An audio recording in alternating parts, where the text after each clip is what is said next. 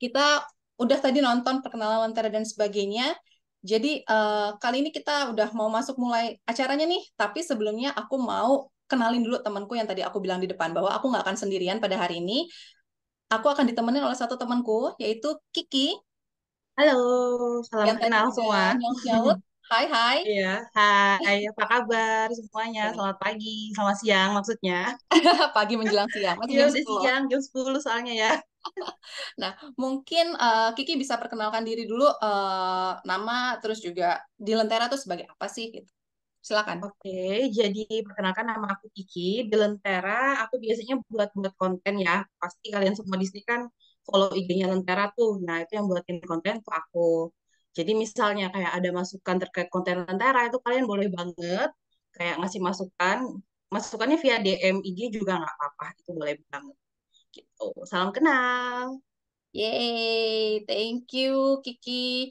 Ya, pasti udah kalau yang udah follow media sosialnya Lentera pasti juga udah lihat lah mukanya Kak Hmm, Kiki warawiri lah ya. iya, Cantik muka Mbak kita sih ya lebih tepatnya Mbak wirawiri Lentera terus. gitu.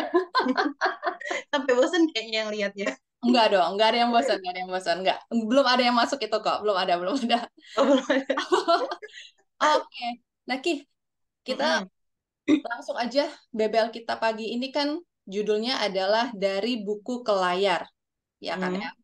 Tentang adaptasi buku, sorry, adaptasi naskah novel atau naskah buku menjadi naskah skenario. Nah, yang aku mau tanya nih, apa sih yang menurut kamu tuh film yang sukses gitu ya, yang diadaptasi dari buku gitu, yang kamu paling suka deh atau yang kamu paling ingat? Kalau sampai saat ini yang paling aku ingat ya, pasti harusnya kalian semua ingat ya sama kayak Kapadokia. Ya nggak sih? Siapa sih yang nggak tahu sama Kapadokia? Ya, itu adalah salah satu awalnya itu adalah salah satu curahan hati seorang istri gitu. Itu di status Facebook seingat aku di tahun 2019. Nah, itu kan Hmm. dia curhat banyak banget tuh. Gara-gara curhatan dia, curhatannya itu jadi viral banget karena mungkin ya dari kita pembacanya itu kayak ngerasain wah ini istrinya tuh kayak kasihan banget diselingkuhin padahal udah punya anak. Kan itu ada beberapa orang yang relate ya pastinya sama hal seperti itu. Terus itu namanya judulnya Layangan Putus. Benar nggak sih? Ya, Layangan Putus kan ya? Layangan Yang putus, layangan Mbak putus. Kinan itu. Nah itu Betul. inget Kinan, banget. Aris, Lydia. Bener banget. Inget banget aku di tahun 2019. Terus akhirnya gara-gara status dia di Facebook. Itu kan statusnya di media sosial doang ya sebenarnya. Di Hmm. media sosial, di Facebook itu akhirnya dijadikan buku.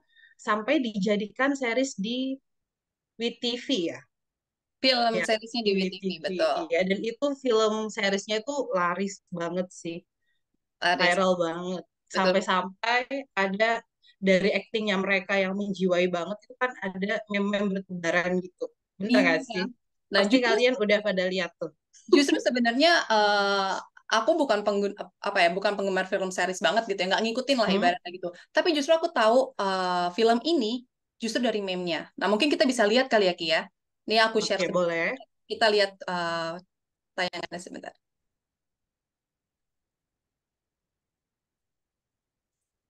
Nah, ini kan tadi yang Kiki bilang ya, ini kan apa namanya cuplikan dari status Facebook. Betul banget. Ya, status Facebook, terus viral, dan akhirnya diangkat jadi film series, dan yang paling bikin terkenalnya adalah meme-nya. Iya Justru meme-nya aku tahu, bertebaran justru aku gara-gara tahu meme-nya jadi itu banyak dari yang meme itu. penasaran juga kan sama seriesnya gitu. Betul, betul banget, betul banget. Aku tuh justru, Oppo ini, maksudnya kan kalau Kiki di Marino itu kan nggak pernah actingnya sampai marah-marah gitu kan. Kok di sini marah-marah terus akhirnya kayak aku cari tahu, oh ternyata ada film Layangan Putus gitu. Tapi ini memang trennya kemana-mana dari meme, terus juga dari Kapadokia pun juga menjadi tren ya. Iya betul banget sampai Mhm. akhirnya banyak yang ngunjungin kan ya gara-gara series ini Iya, jadi eh, booming destinasi banget, wisata gitu. betul. Terus juga kabarnya kan udah dirilis juga ya kemarin bahwa Layangan Putus ini mau diangkat ke layar lebar. Ya, betul banget. Ya, tapi Mau walaupun itu dijadiin film. apa ceritanya itu postquel ya, jadi bukan yang adaptasi lagi dari bukunya, tapi kayak cerita lanjutan. Bener-bener. Itu Oh, sih. Kalau kamu sendiri nih, ada nggak sih film yang kamu inget nih ya, yang awalnya dari tulisan doang, terus viral tiba-tiba dijadiin kayak film gitu? oke. Kalau aku tuh ingetnya tuh karena aku pecinta horor ya. Jadi Hmm? dan aku memang ngikutin banget dari awal gitu, ketika booming di media sosial, yaitu KKN Desa Penari. Oke. Nah, jadi kan waktu itu kan memang awalnya tuh booming banget dari Twitter gitu kan, kayak ada film horor, sorry bukan film, ada cerita horor gitu ya. Udah terus aku coba ikutin, aku tungguin lah tuh, aku baca threadnya. Nah, itu kan di tahun 2019 aku ingat banget. Dan ternyata setelah booming di Twitter, akhirnya si Mr. Simple Plan ini diangkatlah, dialiwahanakan menjadi novel gitu kan. Nah, itu pun juga aku sempat baca, tapi kan sebenarnya ceritanya nggak beda jauh ya dengan si Twitternya itu gitu. Dan setelah dari novelnya baru ada kabar muncul kalau misalnya mau dialiwahanakan menjadi film layar lebar. Dan itu aku tunggu banget sebenarnya. Aku tunggu banget dan kemarin kan 2022 udah tayang Hmm, juga. Aku excited hmm, banget dan itu menurutku apa ya? Kadang kan kalau misalnya buku diadaptasi ke film layar lebar gitu ya, pasti kan ada ekspektasi yang pengennya sama gitu tinggi. ketika kita baca gitu. Dan menurutku tuh filmnya tuh sukses sih, karena memang serem banget dan sesuai dengan apa yang diceritakan ya dari kulitnya, dari novelnya pun juga sama gitu. Dan kabarnya kabarnya juga ketika aku searching kemarin gitu, film ini tuh menjadi film Indonesia terlaris sepanjang masa, film Indonesia terlaris sepanjang masa. Nah, mungkin kita bisa cek informasinya berikut ini.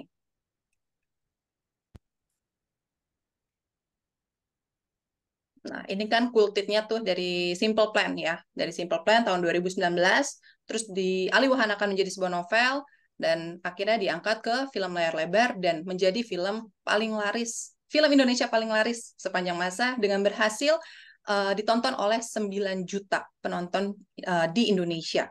Dan akhirnya dia juga bikin versi extendednya dengan penambahan waktu 40 menit dengan penambahan adegan baru dan itu juga bagus banget.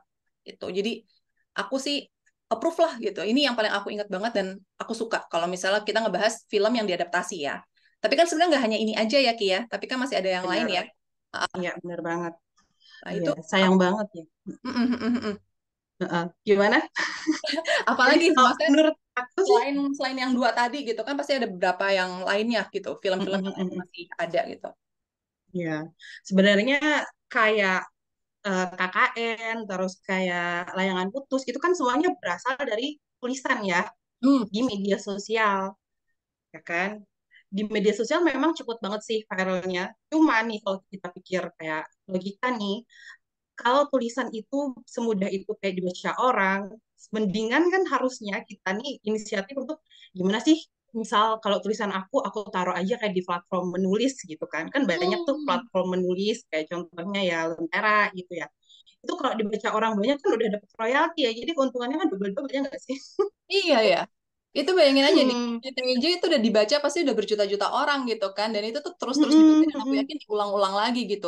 Sama halnya dengan yang statusnya apa namanya layangan putus. Tapi kalau dia langsung bikin buku gitu ya, langsung bikin buku terus dimasukin ke platform menulis kayak Lentera gitu kan, Hmm, dipublikasikannya aja gratis gitu ya. ya Tapi bener dibaca banget. pun dapat royalti per halaman yang Iya, dibaca.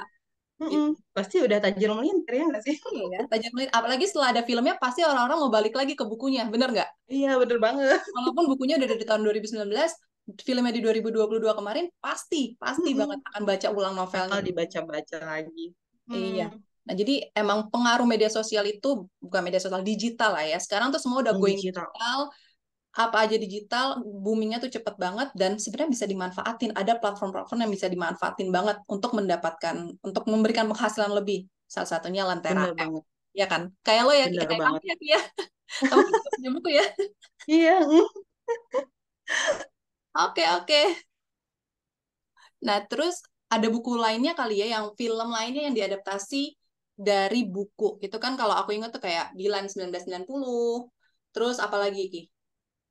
Eh, yang kemarin-kemarin Bumi Manusia ya, Bumi Oh iya, Bu Manusia. Manusia. Dan kayaknya sebentar lagi yang aku tungguin tuh Gadis Kretek. Ya itu lagi rame banget kan bukunya Iya, kan. November kalau nggak salah kan. Dia akan tayang, Ya, tapi ini film series gitu. ya betul. Film series. Diserisin, diserisin.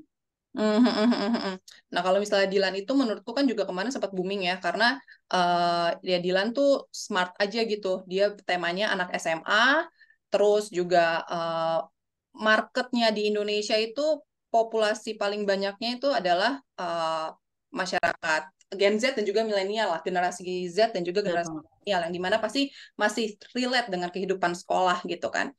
That's why Dilan itu kemarin juga menurutku sukses banget untuk ditonton oleh banyak masyarakat gitu kan, dan hype juga akhirnya orang-orang juga pada balik lagi ke bukunya, beli bukunya juga, karyanya Pidi Baik gitu ya. Jadi Mm-mm. memang untuk mengadaptasi untuk menjadi sebuah film gitu, itu memang harus memilih bukunya dulu gitu, memilih bukunya tepat nggak sih untuk dialihwahanakan gitu, ada yang nonton nggak sih gitu. Nah itu kan kalau Dilan, tapi kalau untuk case-nya Bumi Manusia, menurutmu gimana Ki? Bumi Manusia tuh berat sih ya sebenarnya ya bukunya. Setahu aku berat. Dan dia tuh kayak sejarah sastra gitu nggak sih? Betul, betul, betul, Heeh. betul. Ya mungkin karena keunikan itu ya kan ada sih beberapa buku, tapi kan kayak ada buku yang bisa diadaptasi jadi film, ada yang enggak. Mungkin nih menurut sutradaranya atau produsernya atau screenwriternya ini buku tuh bagus banget kalau diangkat jadi film. Akhirnya kan diangkat dan memang penontonnya banyak banget gitu sampai jutaan gitu. Walaupun ini sebenarnya sastra banget ya, dan Sastra banget, dan yang nonton tuh bukan cuman yang generasi yang udah tua aja, tapi generasi anak muda pun juga nonton gitu. bener banget. Tapi berarti ada teknik-teknik khusus kali ya untuk mengangkat, maksudnya ini dari novel sastra gitu, dari novel sastra terus diubah menjadi sebuah layar lebar ke visual gitu kan. Pasti ada teknik Mm-mm. khusus atau ada pertimbangan khusus yang memang perlu diperhatikan nih Ya gitu. betul, Makanya kita adain kelas ini. Nanti kita akan ngobrolin ini. Ya kan? bener banget. Oke, nah yang sebentar lagi juga akan tayang itu adalah Gadis Kretek. Ini juga menurutku aku tertarik banget karena unsur lokalitasnya tuh banyak banget di sini gitu kan. Jadi dari masa kolonialnya juga ada, terus juga tentang pekerja apa ya? Kalau ibaratnya ibu linting lah, kayak wanita linting lah kalau misalnya di Jawa tuh ngomongnya itu. Jadi can't wait banget untuk nonton Gadis Kretek ini di di Netflix ya, setauku ya. Ya di Netflix jadi series gitu. Hmm, hmm, hmm. Ya, tapi ketiga novel ini kan unsurnya berbeda nih. Ada yang dari novel biasa gitu ya, maksudnya yang Dilan tuh kan kayak novel roman, Romance ya. Mm-mm. apa namanya, Bumi Manusia sastra gitu. Ketiga bukunya beda, pasti ada teknik atau ada tips-tips khusus lah bagaimana sih seorang sineas atau misal penulis skenario dan sutradara gitu melihat buku itu, ini kayaknya bisa deh nih diangkat menjadi sebuah layar lebar. Nah, mungkin itu yang akan kita bahas pada webinar kita pagi hari ini, dan kita langsung dengerin aja Yuki. Yuk, langsung aja. Panggil Yuki. Mbak Ana Mariam. Halo, Mbak Halo, Ana. halo semuanya. Halo. Hai, Halo. hai. Hai, Oke, hai. Mbak Hai, Ana hai.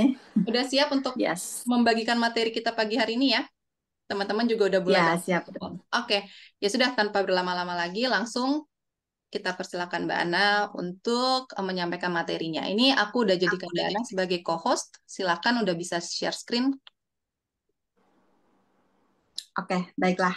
Oke. Sebelumnya, sambil aku secara teknis akan share screen, aku mau ngasih semacam insight dulu ya ke teman-teman bahwa pada saat ini industri streaming, industri layar lebar, kita tuh lagi bangkit lagi ya. Karena kan setelah pandemi, semuanya uh, kita kepengen nonton film, dan ketika pandemi pun justru platform streaming juga makin apa namanya, jadi apa ya, jadi tujuan utama gitu untuk orang mencari hiburan. Nah, karena perkembangan platform streaming dan film ini sekarang lagi seru-serunya, banyak sekali PH maupun platform itu yang mencari cerita yang bermutu dari novel. Karena sebetulnya jumlah penulis skenario kita sejauh ini apa belum belum se apa ya, belum seirama gitu dengan perkembangan industri streaming ini. Jadi penulisnya masih sedikit. Nah, terus kebutuhan cerita sangat sangat sangat besar. Jadi opportunity untuk buku-buku itu diangkat ke apa, layar streaming dan film itu opportunity-nya sangat sangat besar. Dan teman-teman aku yang ada di industri itu ibaratnya kerjanya sehari-hari hunting itu, termasuk aku ya. Jadi di awal-awal pandemi ini aku diminta oleh teman yang punya PH itu juga untuk menghuntingkan buku cerita-cerita untuk diadaptasi menjadi karya video atau apa namanya film atau series gitu. Nah, mungkin aku bisa share sebetulnya bagaimana prosesnya sebentar ya.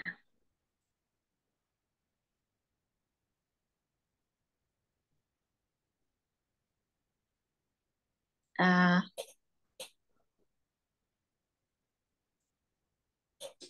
Maaf, aku tiba-tiba lupa caranya. Tunggu ya. Ya, Oh ya, I could. Maaf ya. Ada tombol share screen-nya, Mbak? Yes, yes, yes, yes. Oke.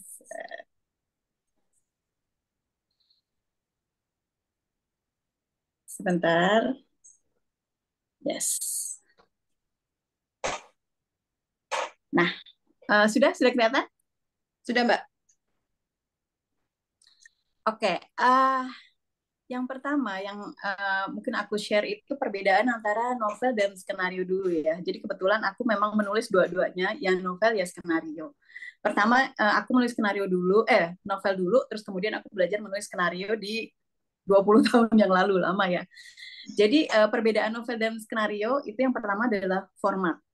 Format skenario dan novel itu udah pasti jelas berbeda. Ya. Yang kedua adalah strukturnya. Struktur berceritanya antara novel dan skenario itu sudah sangat berbeda. Yang ketiga adalah batasan waktu. Kalau novel itu kita bisa baca kapan aja, tidak dibatasi oleh durasi, bahkan untuk menjelaskan satu scene itu apa ya, satu lokasi kejadian itu bisa sangat panjang gitu. Sementara kalau di film atau di audiovisual itu tidak bisa. Di dalam skenario ada hitungannya, ada hitungan durasinya. Kita kalau nonton film kan di layar lebar itu kan 2 jam. Memang ada film-film yang 3 jam, seperti apa yang terakhir kemarin yang 3 jam yang kita rada-rada lelah mental gitu ya nontonnya ya. Batman ya kalau nggak salah ya. Nah itu, nah terus kemudian apa namanya karya novel itu bisa langsung dinikmati oleh pembaca. Jadi setelah kita rilis karya kita langsung ketemu pembacanya. Sementara kalau skenario tidak. Skenario itu adalah karya tulisan yang mengarahkan sutradara dan produser dalam membuat karya film atau video. Jadi yang membaca skenario kita, karya tulisan kita itu adalah sutradara, produser, dan semua tim produksi yang terlibat di dalamnya. Termasuk make up, termasuk properti, termasuk lighting, termasuk DOP, semuanya itu bekerja based on skenario yang kita buat. Ya, jadi itu perbedaannya. Terus ini aku kasih contoh sedikit saja. Kalau format novel kan biasa ya, kita sudah semuanya sudah pernah membaca novel. Nah, kalau format skenario itu berbeda. Format skenario itu harus mengikuti pola atau struktur atau pakem yang memang sudah dibuat dari zaman dulu banget ketika film tahun berapa ya, tahun 20-an itu awal dibuat. Nah, ini pakem ini berlaku secara internasional ya. Jadi kayak teknik penulisan ini berlaku secara internasional. Jadi sutradara asal Indonesia maupun sutradara asal Prancis atau asal Inggris, Hollywood, itu bisa membaca karya skenario kita. Jadi mengerti yang dimaksud. Nah, ini kalau teman-teman lihat ya di sini, sebetulnya kalau standar internasional tidak ada nomor, ya, tidak ada nomor scene. Di sini ada kalian lihat ada nomor 28 sama 29. 28 eksterior pos 2B. Itu adalah penanda scene. Scene itu lokasi, tempat, dan waktu. Jadi misalnya sebetulnya kalau di internasional tadi aku bilang nggak ada angka. Nah di Indonesia dibutuhkan angka karena untuk breakdown sang astradanya. Scene berapa? Jadi ngomongnya nggak ruwet. Scene berapa? Scene 28. Kita mulai latihan dialog di scene 28 ya. Nah gitu. Nah eksterior itu adalah lokasinya berarti di outdoor. Itu dibedakan kenapa? Karena berhubungan dengan hunting lokasi, berhubungan dengan lighting, berhubungan dengan make up, berhubungan dengan baju, semuanya berhubungan. Padahal cuma satu kata ya, eksterior. Terus kemudian pos 2. Pos 2 ini adalah lokasi tepatnya. lokasi tepatnya di mana sih pos 2? Pos 2 itu apa? Nah, pos 2 ini sebetulnya dijelaskan di depan. Pos 2 itu apa? Ini kan settingnya gunung ya. Terus kemudian day. Berarti day ini berkaitan dengan siang kan. Siang itu berarti syutingnya juga harus siang. Jadi apa namanya, lighting, lampu, make up, baju semuanya menyesuaikan. Nah, terus kemudian ada di bawahnya itu establish shot. Terus kemudian ada deskripsi. Deskripsi itu ini kalau di sini Margot video call Bayu pacarnya, namun di reject oleh Bayu. Itu ada deskripsi dan ada action. Terus kemudian ada tokoh ya, Margot. Di situ Margot. Terus kemudian ada dialog. Terus kemudian di dalam dialog itu ada keterangan di dalam kurung itu juga keterangan teknis ya, lay dalam kurung OS. OS itu off screen. Off screen itu suaranya kedengeran, manusianya nggak kelihatan di screen. Nah, itu istilah-istilah yang teknis yang memang harus diketahui dan digunakan di penulisan skenario. Terus kemudian POV Margot. Ini direction untuk sutradara dan juga untuk DOP. DOP itu Director of Photography atau kameramen, tim kameramen, bahwa framing kameranya itu berdasarkan point of view-nya Margot. Nah, jadi memang syarat hal-hal teknis ya. Nah, terus kemudian ada keterangan actionnya apa yang sedang terjadi. Kemudian kartu itu adalah transisi. Transisi dari shot satu, dari scene satu menuju scene lainnya. Ketika kartu, terus kemudian ke scene 29 eksterior Sungai Berbatu antara pos 2 ke pos 3D. Nah, itu berarti kita sudah pindah scene. Nah, itu jadi formatnya memang amat sangat berbeda dan perlu mungkin 1 sampai 2 semester untuk belajar kalau di sekolah film ya. Jadi perlu waktu khusus untuk mempelajari teknis dan juga non teknisnya gitu. Nah, ini formatnya berbeda. Terus kemudian yang kedua, yang berikutnya. Jadi sebetulnya secara pokok novel bisa diadaptasi menjadi karya audiovisual itu apa sih gitu. Nah, sebelum ke sana kan tadi kita sudah kita harus tahu ya, sebetulnya di dalam karya audiovisual, film, series, drama atau apapun itu yang dibutuhkan apa sih gitu. Yang pertama adalah cerita menarik. Ceritanya harus menarik. Nah, menarik di sini kan sangat ini ya, sangat relatif ya. Nah, sebagai produser atau PH atau platform streaming, cerita menarik ini kita dasarkan pada tren yang sedang terjadi saat ini. Misalnya kayak Layangan Putus tadi ya. Jadi ternyata itu trending. Artinya masyarakat sedang menyukai itu karena kita benar-benar tidak bisa membaca apa yang akan disukai dan tidak disukai oleh masyarakat tanpa ada sesuatu penanda gitu. Nah, salah satu yang digunakan sebagai parameter itu adalah sosial media saat ini. Kalau sebuah cerita atau kisah itu trending, pasti produser film akan buru-buru cari ini siapa nih yang punya ceritanya, akan dibeli ini cerita. Nah, kayak gitu. Satu, harus menarik. Ukurannya itu tadi. Karena menarik menurut produser A, belum tentu menarik buat masyarakat. Ya kan? Jadi yang dijadikan parameter adalah itu sosial media, terus kemudian apa sih yang disukai anak muda saat ini gitu. Nah, terus kemudian anak muda atau yang penonton film ya, kan penonton bioskop kebanyakan kalau umur 50 ke atas tuh rada-rada males mungkin nonton bioskop gitu-gitu. Nah, kita based on targetnya juga. Terus kemudian yang kedua, struktur cerita bisa diadaptasi menjadi skenario. Nah, ini begini. Novel itu kan sebuah karya yang sangat bebas ya. Novel itu sebuah karya yang kita bisa membuat struktur, kita bisa membuat cara bercerita yang sangat beragam gitu. Bahkan kemarin saya dapat cerita dari Mbak Ana kalau ada novel itu satu kalimat, satu buku itu satu kalimat. Itu kan berarti bebas banget ya. Bagaimana kita as a storyteller gitu menceritakan pada pembaca kita. Nah, sementara film tidak, dia punya rumus tersendiri. Nah, apakah struktur cerita di dalam novel ini bisa kita adaptasi? Bisa kita adaptasi dalam menjadi karya audiovisual. Nah, artinya ada buku-buku ada novel-novel yang bisa, ada novel-novel yang tidak bisa, terlalu sulit untuk diadaptasi. Atau kalaupun bisa, harus ada yang hilang, harus ada yang ditambahin, misalnya seperti itu. Terus kemudian yang ketiga, kecukupan durasi saat adaptasi dilakukan. Nah, ini penting sekali. Kecukupan durasi. Seperti yang saya bilang, kita semua mungkin pernah baca ya, novel-novel yang menjelaskan satu-satu kejadian aja tuh bisa berhalaman-halaman. Sementara di film itu tidak bisa. Dalam film, satu scene, satu lokasi kejadian, berlangsung 3 menit, itu sudah panjang. Kalau 3 menit dalam skenario, artinya itu ditulis dalam 3 halaman. Jadi rumusnya dalam skenario itu 1 halaman, 1 menit. Nah, sementara di novel bisa saja itu terjadi berhalaman-halaman. Sementara kejadiannya cuma merenung. Kita sebagai penonton film atau audiovisual, kita ngeliat dia merenung, diem aja selama 5 menit, bosen. Jangankan 5 menit. Iklan itu 30 detik ya. Iklan itu maksimal satu shot, satu frame, itu maksimal 3 detik. Jadi ada rumusnya ya. Nah, apakah novel itu kalau dijadikan audiovisual atau film cukup? Nah, kalau cukup, apakah dia baiknya untuk film durasi 90 menit atau 120 menit atau bahkan 3 jam?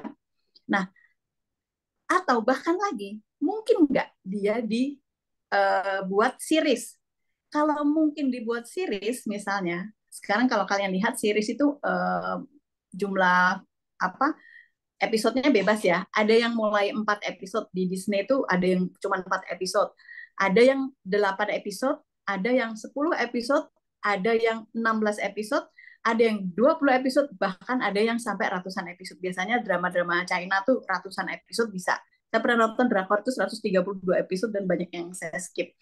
Nah, jadi kecukupan durasi saat adaptasi dilakukan, nah itu bisa diukur kalau kita ngebaca dan memikirkan nanti kalau diadaptasi akan formatnya seperti apa ya, gitu. How to tell the story-nya seperti apa ya. Nah, itu kita ukur. Yang keempat adalah doable dari sisi production. Kalau di Hollywood, doable ini kayaknya tidak terlalu menjadi ukuran. Karena di Hollywood apa aja bisa dilakukan karena secara budget dan infrastruktur mereka semuanya punya.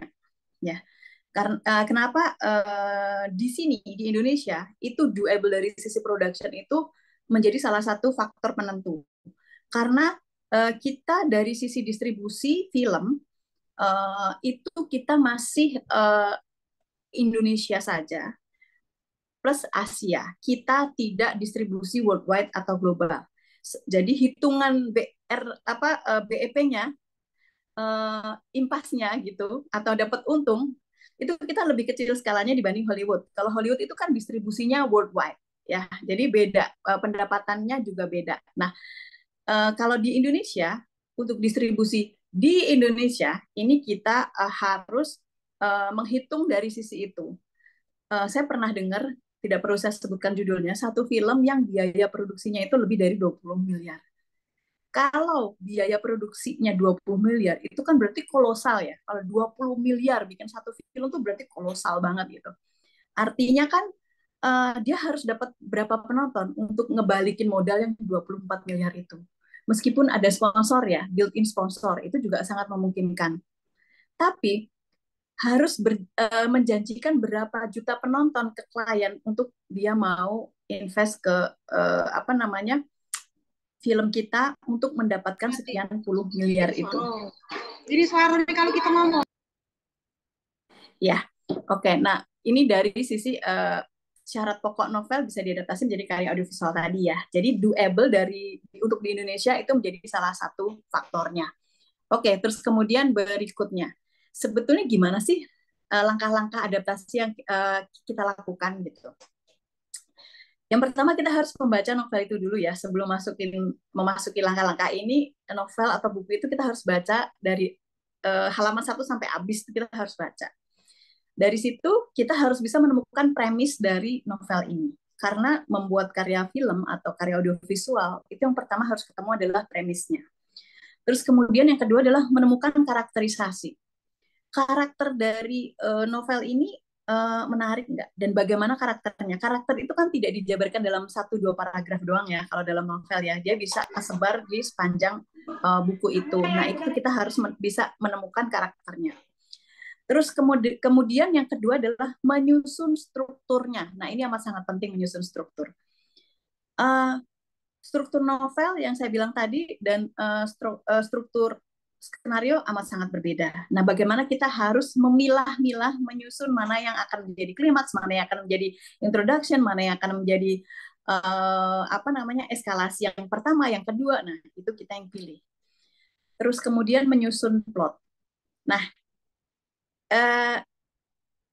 skenario itu membutuhkan minimal ada 2 plot atau lebih baik 3 plot, lebih baik lagi.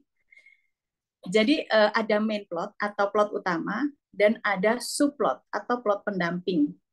Nah, ini kita susun nih, kita harus menemukan main plotnya dulu, terus kemudian subplotnya kita susun berdasarkan timeline dan juga struktur skenario.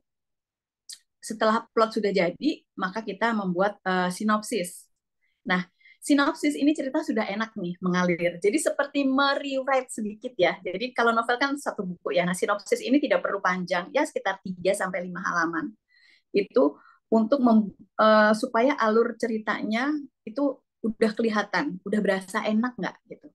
Nah, setelah sinopsis jadi, terus kemudian kita membuat scene plot. Nah, scene plot ini sudah lebih detail. Scene plot itu skenario tapi belum masuk dialog. Sudah ada deskripsi dan narasi tapi belum ada dialog. Ya. Terus kemudian setelah membuat scene plot kita menulis skenario. Kemudian proses skenario sudah di-approve, sudah selesai, sudah jadi, barulah nanti pemain sutradara apa segala macam akan melakukan proses selanjutnya, yaitu reading sampai film syuting. Nah, itu proses-proses yang harus kita lakukan ketika melakukan adaptasi. Terus kemudian, nah ini struktur 3 babak ini yang sangat lazim atau biasa digunakan dalam skenario. Basicnya struktur 3 babak, tapi kemudian diputar-putar juga boleh. Diputar-putar itu begini. Ada yang kita sudah tahu endingnya di depan. Nah, ini kan berarti ada yang diputar nih. Ya kan? Bagaimana bisa terjadi kejadian sampai seperti itu? Nah, kita baru cerita bergulir. Nah, oke, struktur 3 babak. Aku akan jelasin agak detail tentang struktur 3 babak ini. Jadi dalam film di seluruh dunia ini, dari negara manapun, kecuali Prancis ya, itu kebanyakan menggunakan struktur 3 babak. Dan ini adalah struktur yang paling lazim digunakan untuk film-film Hollywood. Tapi tidak hanya film Hollywood, drama Korea, drama China, ini juga menggunakan struktur 3 babak, meskipun mereka punya semacam adjustment sendiri. Semacam apa ya, dia kayak memperkaya sendiri gitu. Dan apalagi China sama drama China sama drama Korea sama Jepang, itu mereka banyak sekali bermain di subplot. Sehingga struktur yang 3 babak ini berasa kayak nggak struktur 3 babak gitu, kayak lebih kaya gitu. Nah, oke, yang pertama, dalam satu karya film atau video, struktur 3 babak ini adalah membagi keseluruhan cerita timeline itu menjadi 3 act atau 3 babak. Babak 1, babak 2, dan babak 3. Jadi kalau kita membuat timeline, itu kita bagi dulu nih. Ini nanti akan berkaitan juga sama durasi. Ya, misalnya kalau durasi film kita 90 menit, artinya babak pertama itu akan terjadi 30 menit, 90 menit dibagi 4 dulu. Dibagi 4. Ini kan dibagi 4 ya. Nah, babak 1 tuh di beginning sampai climax of act 1 itu adalah babak 1. Jadi persentasenya lebih kecil, 25% di depan. Kalau ada urusan durasi, misalnya taruhlah yang paling gampang berapa? 100 menit gitu ya. Film 100 menit, biar gampang mikirnya. Artinya 25 menit pertama itu adalah babak 1. Kemudian dari menit ke 21 menuju ke menit berapa? Di 75, 74 itu adalah babak kedua. Kemudian babak ketiganya adalah dari 75 menuju ke 100. Sampai sedetail itu. Nah, ini act pertama itu adalah setup atau beginning. Setup itu di sini kita introduction ya. introduction karakter, dan introduction masalah, kondisi, situasi apapun kita perkenalkan di Act 1. Itu harus cukup di 25% pertama. Coba diingat-ingat film-film yang pernah kalian tonton, itu pertama tuh biasanya storytellingnya gimana? Apakah langsung POV, point of view orang pertama, atau orang ketiga yang maha tahu, atau apa gitu. Biasanya itu introduction karakter utama kita, dan dia siapa sih, dia melakukan apa sih. Nah, itu ada di Act 1. Terus kemudian di Act 2, itu kan terbagi jadi dua part besar ya. Nah, itu biasanya sudah menemukan masalah atau tantangan yang harus dihadapi atau diselesaikan oleh karakter utama kita. Nah, yang paling seru adalah di Act 2 ini ada titik paling di tengah. Coba kalian cek di film Hollywood manapun yang sukses, di tengah-tengah durasi banget, itu pasti ada adegan action yang seru. Ya, kalau misalnya drama, dia pasti antara dia lagi bersenang-senang banget, dia lagi pacaran banget, kalau dia lagi misalnya lagi romance gitu, sesuatu yang supaya penonton nggak bosen, karena ini critical time. Jadi apa namanya, kalau nonton bioskop tuh ada kemungkinan ada yang tidur karena di tengah-tengah banget durasinya, ya kan. Nah, itu harus sesuatu yang menaikkan adrenalin. Nah, itu ada di durasi di tengah-tengah banget. Kalau kita membuat skenario 100 halaman, ya berarti di halaman berapa tuh, 50. Antara 57 antara 47 sampai ke 52, 53 gitu.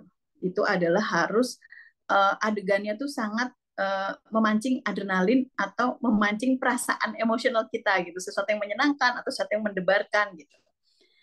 Nah, terus kemudian klimaks ini biasanya do or die, apalagi kalau action, ceritanya action. Do or die itu gini, ini karakter utama kita sudah menemukan cara untuk mengatasi masalahnya, tapi dia tahu taruhannya adalah nyawanya gitu.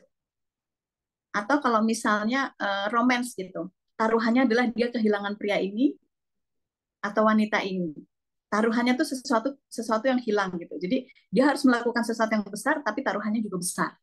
Tapi nanti gain-nya, apa yang dia peroleh juga akan besar. Nah, itu biasanya akan ada di Act 3, struktur 3. Nah, terus kemudian setelah do or die ini terjadi, klimaks ini terjadi, terus insya Allah karakter kita menemukan kemenangan atau menemukan keberhasilan yang sangat besar, terus kemudian kita wrap up atau ending atau apa ya, happy ending. Kalau saya sih tipe orang yang suka happy. Nah, gitu. Ini 3 struktur yang dipakai hampir dimanapun ya, bahkan reality show juga menggunakan struktur ini. Ya, dulu saya pernah mengerjakan Indonesian Idol pun saya membuat struktur seperti ini. Jadi X1 di tengah-tengah itu yang lagunya harus yang upbeat gitu. Saya waktu itu ngerjain Indonesian Idol 3 sama berapa ya, Asian Idol. Ya itulah, pokoknya saya menggunakan struktur ini juga. Sama di negara lain juga kebanyakan menggunakan struktur ini juga. Nah, kemudian ada satu metode yang sangat memudahkan semua penulis untuk menyusun struktur tanpa berpikir terlalu keras. Tidak juga ya, tetap harus berpikir keras ya. Dan Harmon Story Circle. Ini metode yang saya gunakan sampai sekarang untuk membuat skenario maupun novel. Ini tetap saya gunakan karena ini mempermudah otak kita untuk menemukan apa cerita yang tepat di saat apa. Nah, dan Harmons ini sebetulnya membreakdown lebih detail lagi struktur 3 babak yang tadi. Jadi ada 8 titik. Kalau tadi 3 babak, dia lebih membreakdown dari 3 babak itu, di breakdown lagi menjadi 8 titik atau 8 part. Jadi part 1 itu perkenalan karakter utama. Kalau di 3 babak tadi sama kan, perkenalan karakter utama. Terus kemudian langkah selanjutnya adalah karakter utama menemukan bahwa ia harus melakukan sesuatu. Ya, kalau di Harry Potter, nanti saya kasih contoh Harry Potter ya. Terus kemudian part yang ketiga, mereka mulai memasuki situasi yang tidak familiar dengan hidup dia sebelumnya. Terus kemudian yang keempat adalah mereka mulai struggle. Kan kalau kita masuk ke situasi familiar kita harus adjust ya. Nah, itu kita lagi struggle tuh dengan situasi yang tidak familiar tadi. Terus kemudian part yang kelima, mereka mendapatkan apa yang mereka inginkan. Jadi ini kayak keberhasilan semu gitu, seolah-olah yay berhasil gitu. Tapi kalau di film Hollywood kita mesti hati-hati. Ini kok kayaknya habis ini nggak happy nih, habis ini sesuatu yang besar. Emang benar, karena di dalam strukturnya mereka harus membayar mahal untuk apa yang telah mereka dapatkan. Itu di part 6. Jadi setelah yay kita ngerasa akan berhasil, karakter kita akan berhasil, ternyata enggak. Ternyata mereka harus apa? Misalnya itu ada sesuatu yang membuat mereka tuh kayak wah yang ternyata yang tadi itu salah gitu. Apa yang sudah aku lakuin kemarin itu salah. Nah, itu ada di part 6. Kemudian di part 7 mereka berupaya mengembalikan keadaan. Nah, ini ibaratnya kalau manusia tuh kalau sudah bikin kesalahan kan udah belajar ya dari kesalahan yang sebelumnya ya. Oke, kemarin sebelum-sebelumnya gue gini. Artinya untuk berikutnya supaya berhasil, aku sudah tahu nih harus melakukan ini dan boleh nggak bolehnya apa. Nah, biasanya ini akan eskalasi naik apa ya emosinya, konfliknya itu naik dan menuju yang do or die tadi, klimaksnya. Artinya ada taruhan gitu. Nah, tapi ini pilihan yang cuman satu, do or die gitu. Kalau nggak melakukan ya udah die aja gitu. Kalau nggak nembak sekarang ya udah berarti dia akan pergi ke negara lain misalnya kayak gitu kalau romance ya. Jadi harus dilakukan sekarang gitu. Penulis harus sudah memplanting kenapa harus dilakukan sekarang di awal.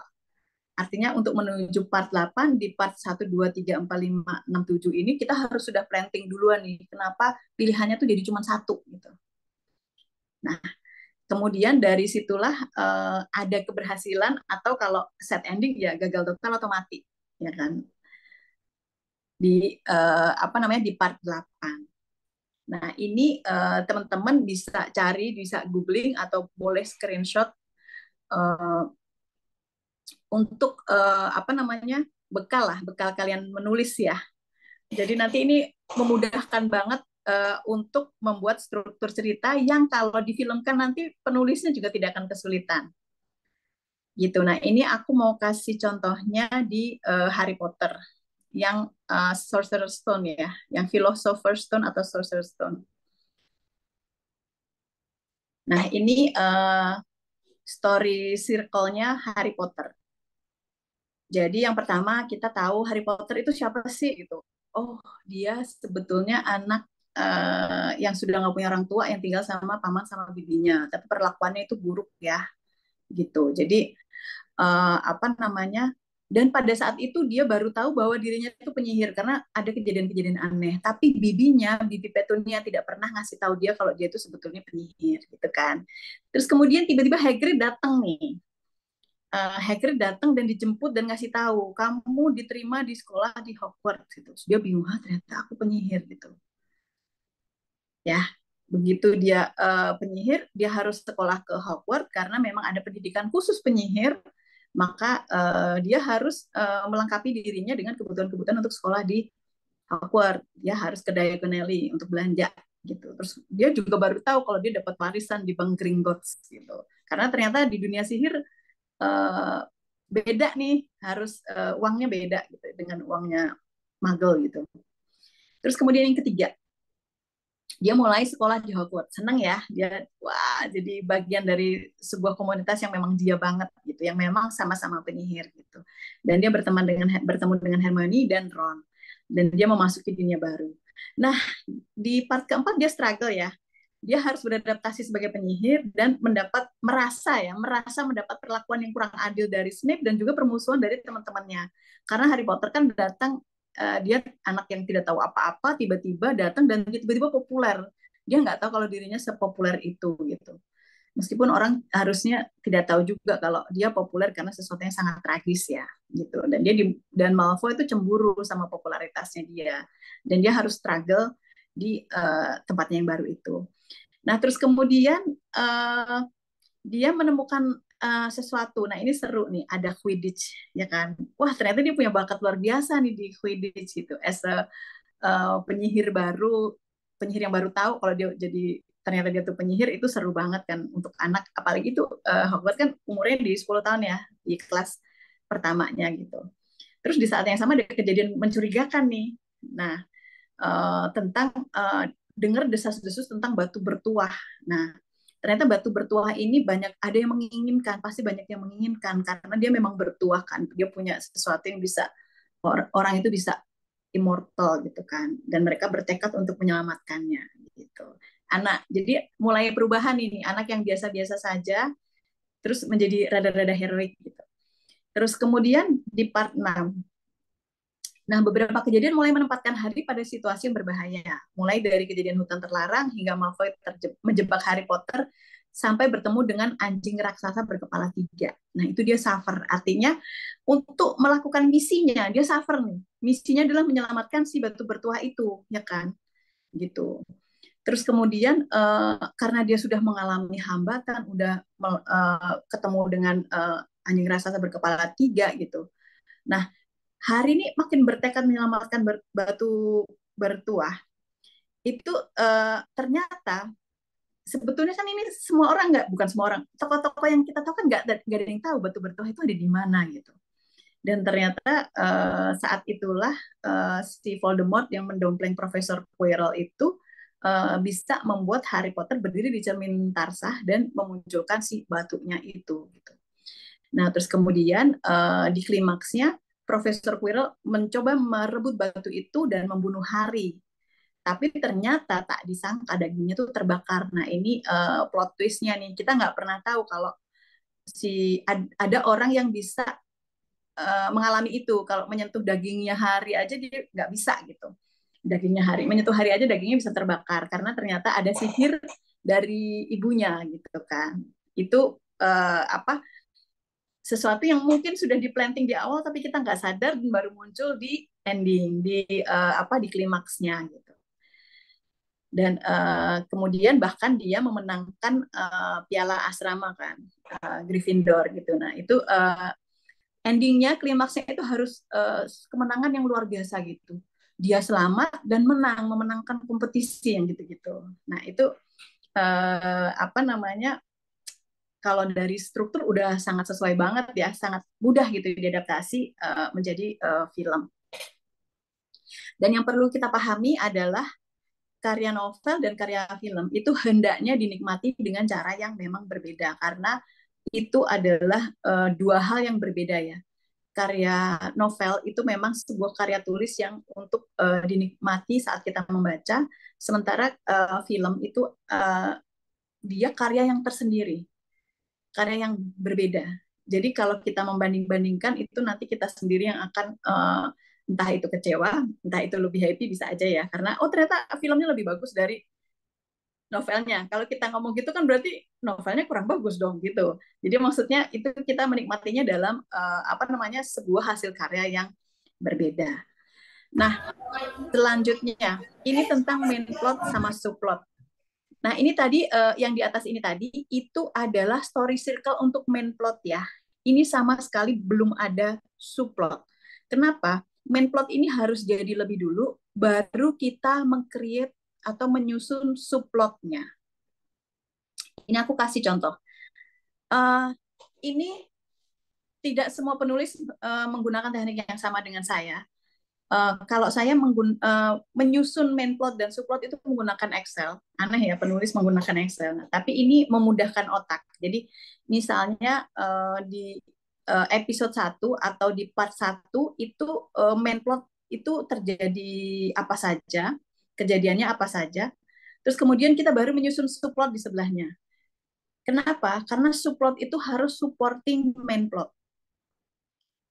Tapi harus tetap ada karena dia akan memperkaya cerita. Kalau di series itu subplot amat sangat penting.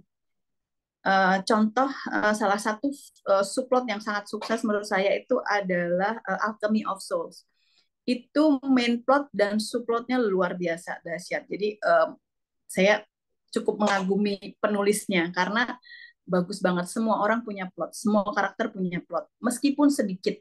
Jadi kalau di sini teman-teman lihat di Excel, main plot itu ada di 2 kolom pertama. Terus kemudian makin ke kanan itu makin sedikit ceritanya, karena dia makin enggak terlalu berpengaruh pada cerita.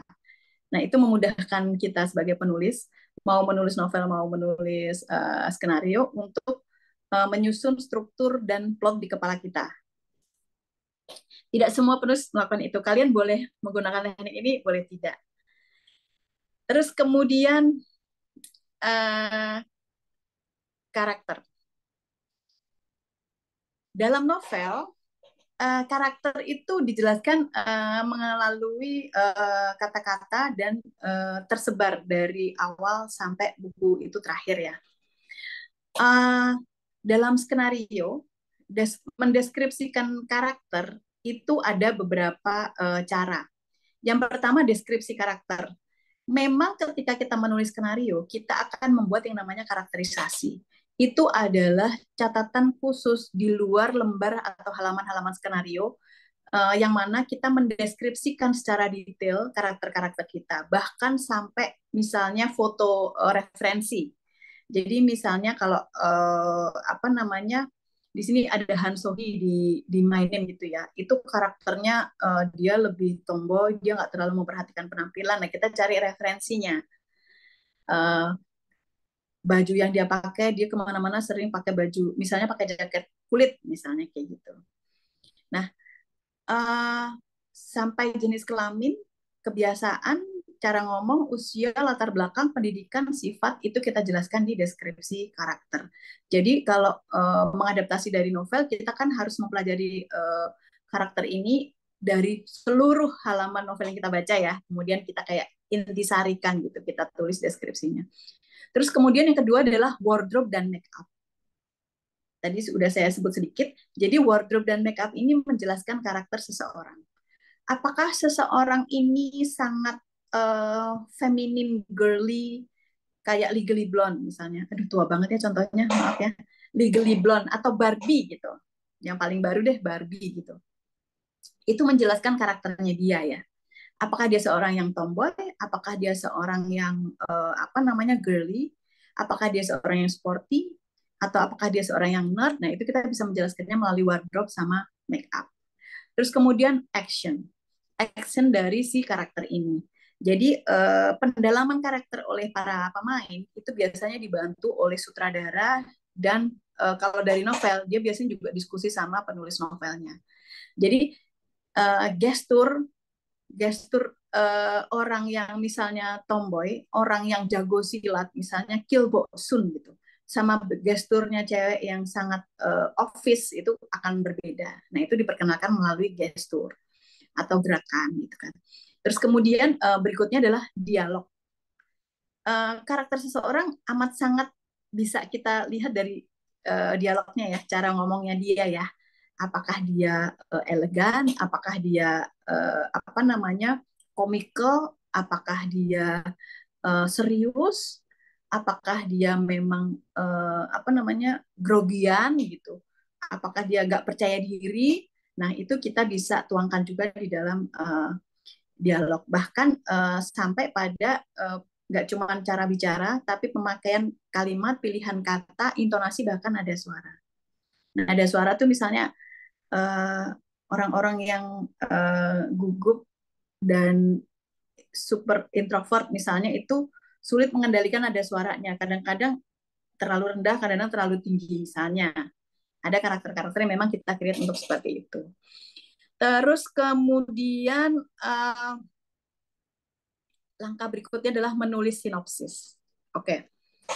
Ketika kita sudah menulis struktur cerita kita berdasarkan 3 babak dan Harmon Story Circle tadi, kemudian kita menyusun main plot sama subplot, saatnya kita menulis sinopsis. Jadi kita semacam membuat ringkasan yang menggambarkan keseluruhan dari cerita yang akan kita buat skenario-nya. Nah, sinopsis itu ada dua ya. Sinopsis untuk film layar lebar berarti artinya dia hanya satu sinopsis itu, atau sinopsis episodik. Episodik itu misalnya kalau akan dibuat seriesnya. Jadi kayak misalnya saya mention tadi, seriesnya mau berapa episode? Ada 4 episode, 8 episode, 5 episode, 10 episode, 16 episode, 20 episode, 22 episode, sampai bahkan ratusan. Nah, sinopsis ini sudah harus clear dari awal. Dari awal, ya. Kalau di novel kan sudah ketahuan ya. Kalau kita based on novel, adaptasi dari novel, ini udah ketahuan dari awal sampai akhir kita udah tahu.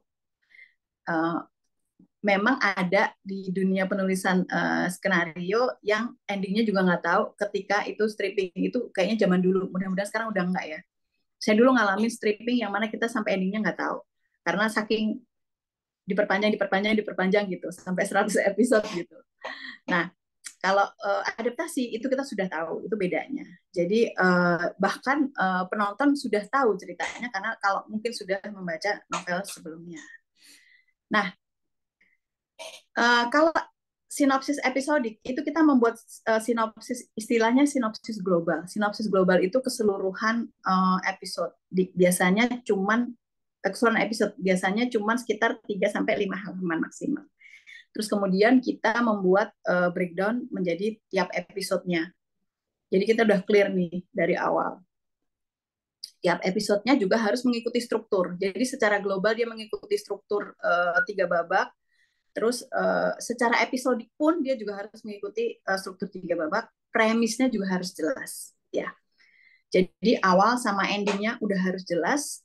Bedanya kalau di episodik, pada ending episode 1 misalnya, itu harus ngasih teaser yang bikin orang penasaran pengen nonton episode berikutnya. Nah itu kita pilih aja adegannya.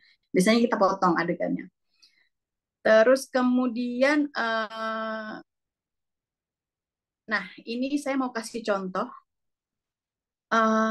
adaptasi sebuah scene dari novel Anjani. Teman-teman boleh ya dibaca ya novel saya Anjani hari ini sudah launching. Menjadi satu scene di dalam skenario ya. Jadi ini novelnya deskriptif, tapi juga sudah mengandung ada dialognya. Nah ini ketika menjadi skenario, dia wujudnya akan menjadi seperti ini. Dalam skenario berapa paragraf nih? 1, 2, 3. Ya sekitar 3 paragraf. Dia menjadi 1,5 menit durasi. Nih, ya. Nih. Kejadiannya adalah interior di dalam rumah kan, berarti di dalam ruangan, ruang TV, rumah Bonggel, night, berarti malam ya. Berarti dari sisi pencahayaan terbatas ya, ada lampu pasti. Establish shot rumah Bonggel. Establish itu shot yang menjelaskan konteks dari lokasi itu. Jadi misalnya ini rumah Bonggel ya dari depan ngambil videonya dari depan rumah gitu. Kadang-kadang sekarang dari atas juga bisa, dari depan juga bisa. Terus kemudian POV Saraswati. POV itu point of view ya.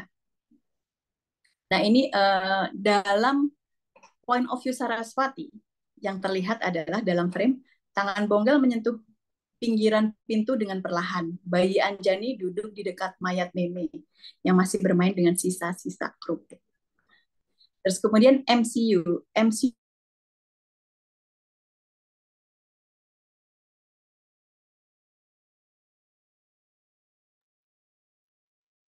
Mbak Ana,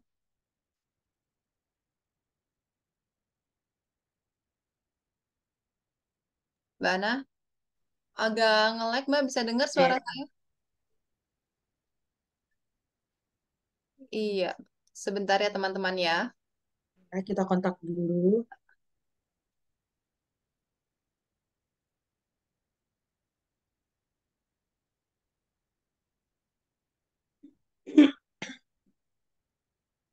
Sambil nunggu Mbak Ana balik nih, teman-teman kali aja ada pertanyaan, misalnya malu nanti buat tanya, bisa taruh di kolom komentar dulu ya, sambil nunggu Mbak Ana ya.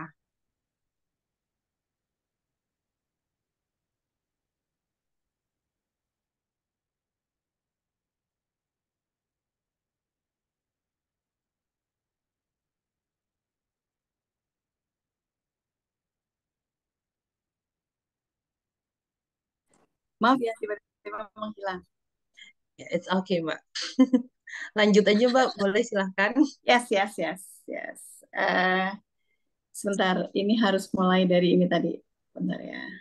Skenario ke film ya. Ya.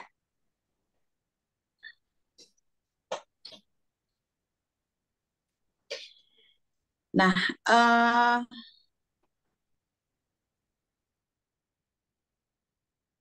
ini dalam novelnya seperti ini. Nah, skenario-nya menjadi begini ya. Aku teruskan. Terus kemudian MS itu medium shot. Jadi ada istilah-istilah yang apa namanya harus dipelajari lebih dulu ya kalau mau menuliskan skenario ya. Jadi ini yang dipahami oleh penulis maupun oleh sutradara dan produsernya, terutama juga apa namanya kameramennya atau DOP-nya. Nah, ini adegan-adegan ini semua kalimatnya nggak nggak sama dengan yang ada di novel, berbeda karena kita sedang menjelaskan kepada sutradara kejadiannya seperti apa. Ya, terus kemudian dialognya mungkin juga sedikit berbeda, bisa sama bisa berbeda. Nah, ini nanti mungkin kalian bisa screenshot untuk membaca ya, untuk dipelajari. Oh, kalau dari novelnya begini, skenarionya seperti ini. Terus kemudian ini aku bacain aja ya dari MCU. Saraswati menempel pada tembok di belakang pintu dengan menahan nafas. Suara TV masih menyala dengan volume tinggi. Kebayang ya, berarti dia bersembunyi di balik pintu. Medium shot, artinya shotnya udah ganti ini frame-nya. Bonggel melangkah masuk dengan badan terhuyung karena mabok. Karena mabok, ini dijelaskan mabok karena supaya si aktornya tahu nih orang mabok seperti apa. Kaos oblongnya sedikit basah di beberapa tempat karena percikan minuman dan keringat. Ini sebetulnya untuk memperlihatkan supaya orang tuh jijik ngeliat dia.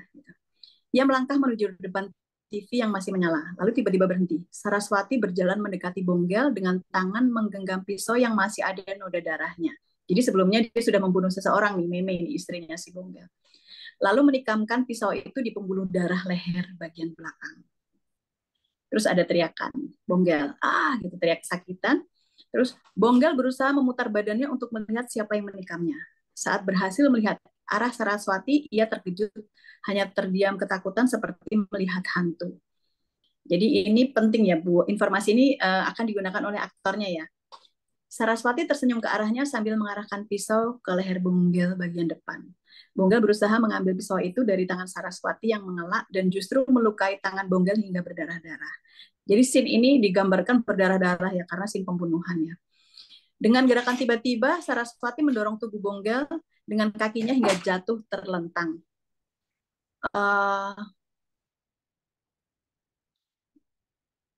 Hingga jatuh terlentang. Terus maaf ya, ini anak saya tiba-tiba masuk ngasih gambar. Nah, itu artinya dia didorong MCU itu medium close up, Kakak Zahra Diani. MCU, medium close up. Nanti kalau mau belajar lebih lanjut mungkin ada kelas lainnya ya, karena kalau untuk skenario memang harus perlu belajar lebih detail lagi ya. Terus ia mendekat ke arah kepala Bonggel dan mengiris ujung leher Bonggel. Bonggel hendak teriak, namun tiba-tiba hanya terdengar suara tercekik keluar dari mulut Bonggel. Saraswati tersenyum dan menatap puas pada hasil kerjanya. Terus bayi Anjani bilang papa papa gitu ya. Anak perempuan biasanya lebih mudah menyebut ayah ya dibanding ibunya ya. Papa papa gitu. Saraswati mendatangi Anjani dan menggendongnya, lalu berjalan mendekati Bonggel yang sedang meregang nyawa. Dialog dari Saraswati. anakmu akan jadi pelacur.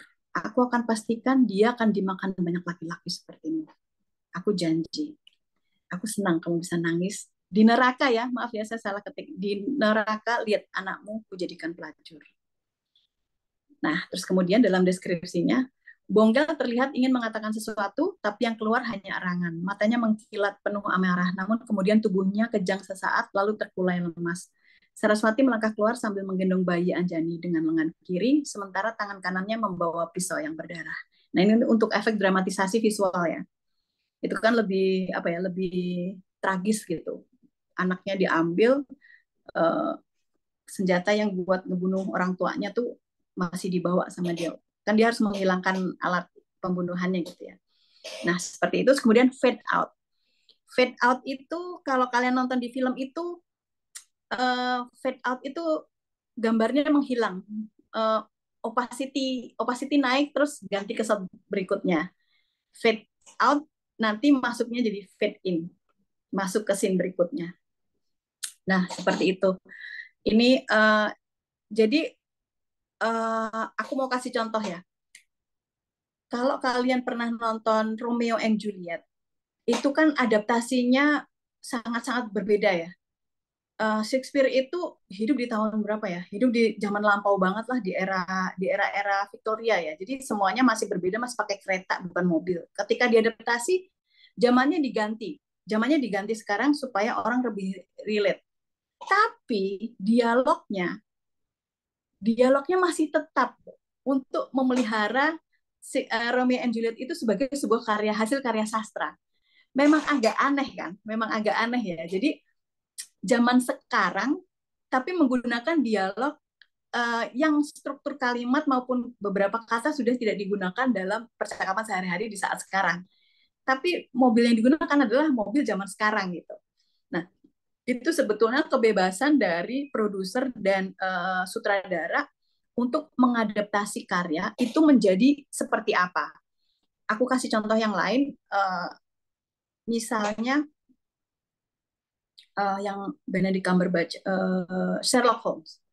Sherlock Holmes yang layar lebar dan Sherlock Holmes yang versi BBC yang main Benedict Cumberbatch itu kan berbeda ya, berbeda zaman. Kalau yang di layar lebar mengikuti zamannya Sherlock Holmes yang original. Jadi kesana kemari masih menggunakan kereta. Jadi yang namanya handphone nggak ada.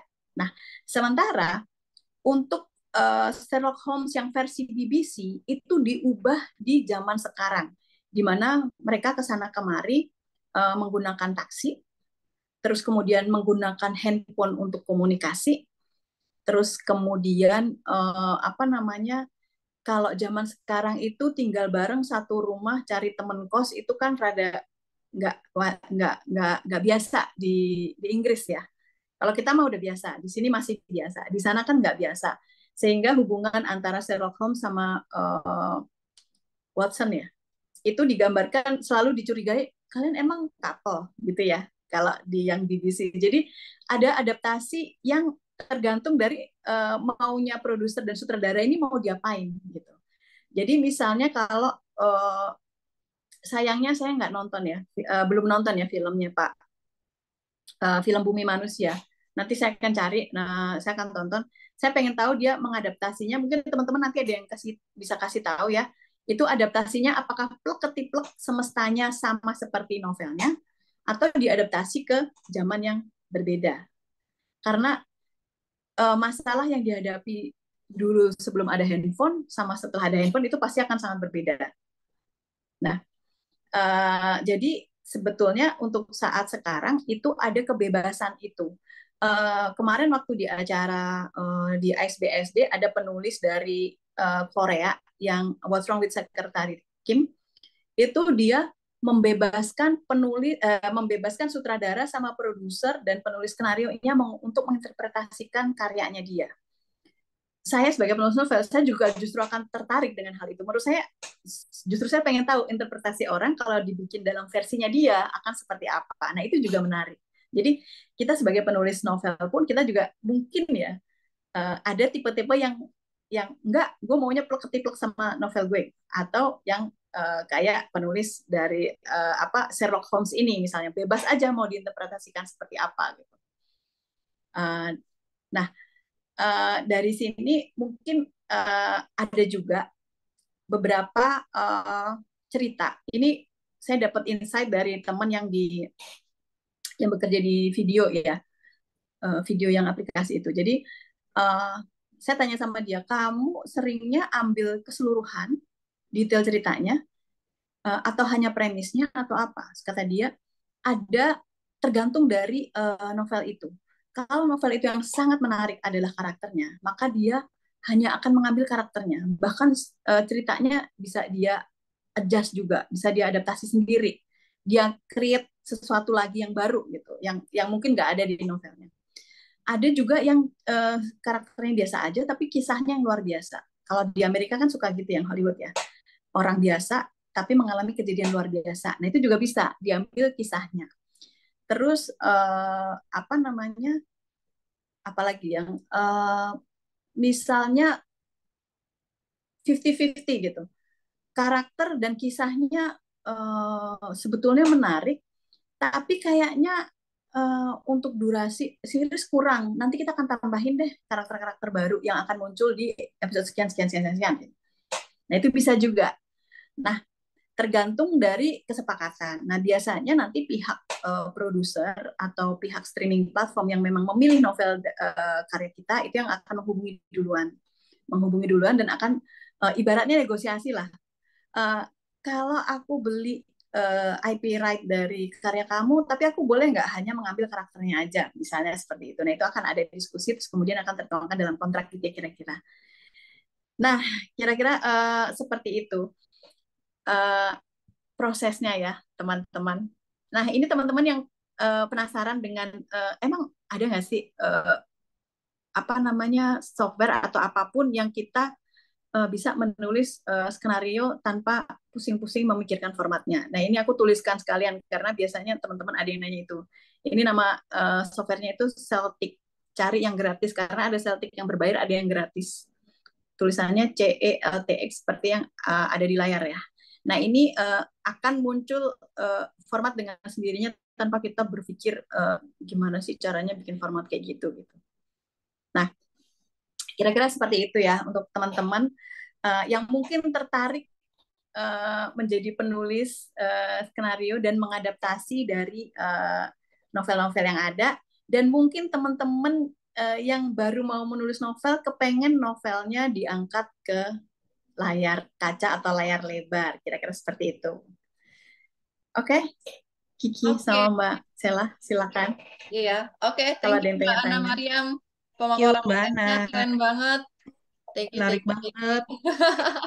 Jadi emang sebenarnya ini banyak lagi kalau kita lanjutin ya, kayak apa namanya butuh banget pemaparan materi lebih lanjut gitu ya, karena kan ini kan udah langsung beralih ke skenario, pasti ada istilah-istilah tadi kayak yang sempat ditanyakan MCU apakah gitu kan. Nah itu memang perlu kelas lebih lanjut. Nah mungkin nanti Mbak Ana bisa bikin lagi gitu kan kelas lanjutannya. Kalau di teman-teman di sini mau pengen gitu apa namanya ada kelas lanjutan mungkin nanti Mbak Ana kita bisa rework lagi untuk bikin kelas berikutnya untuk khusus pembahasan tentang skenario ini. Oke. Nah,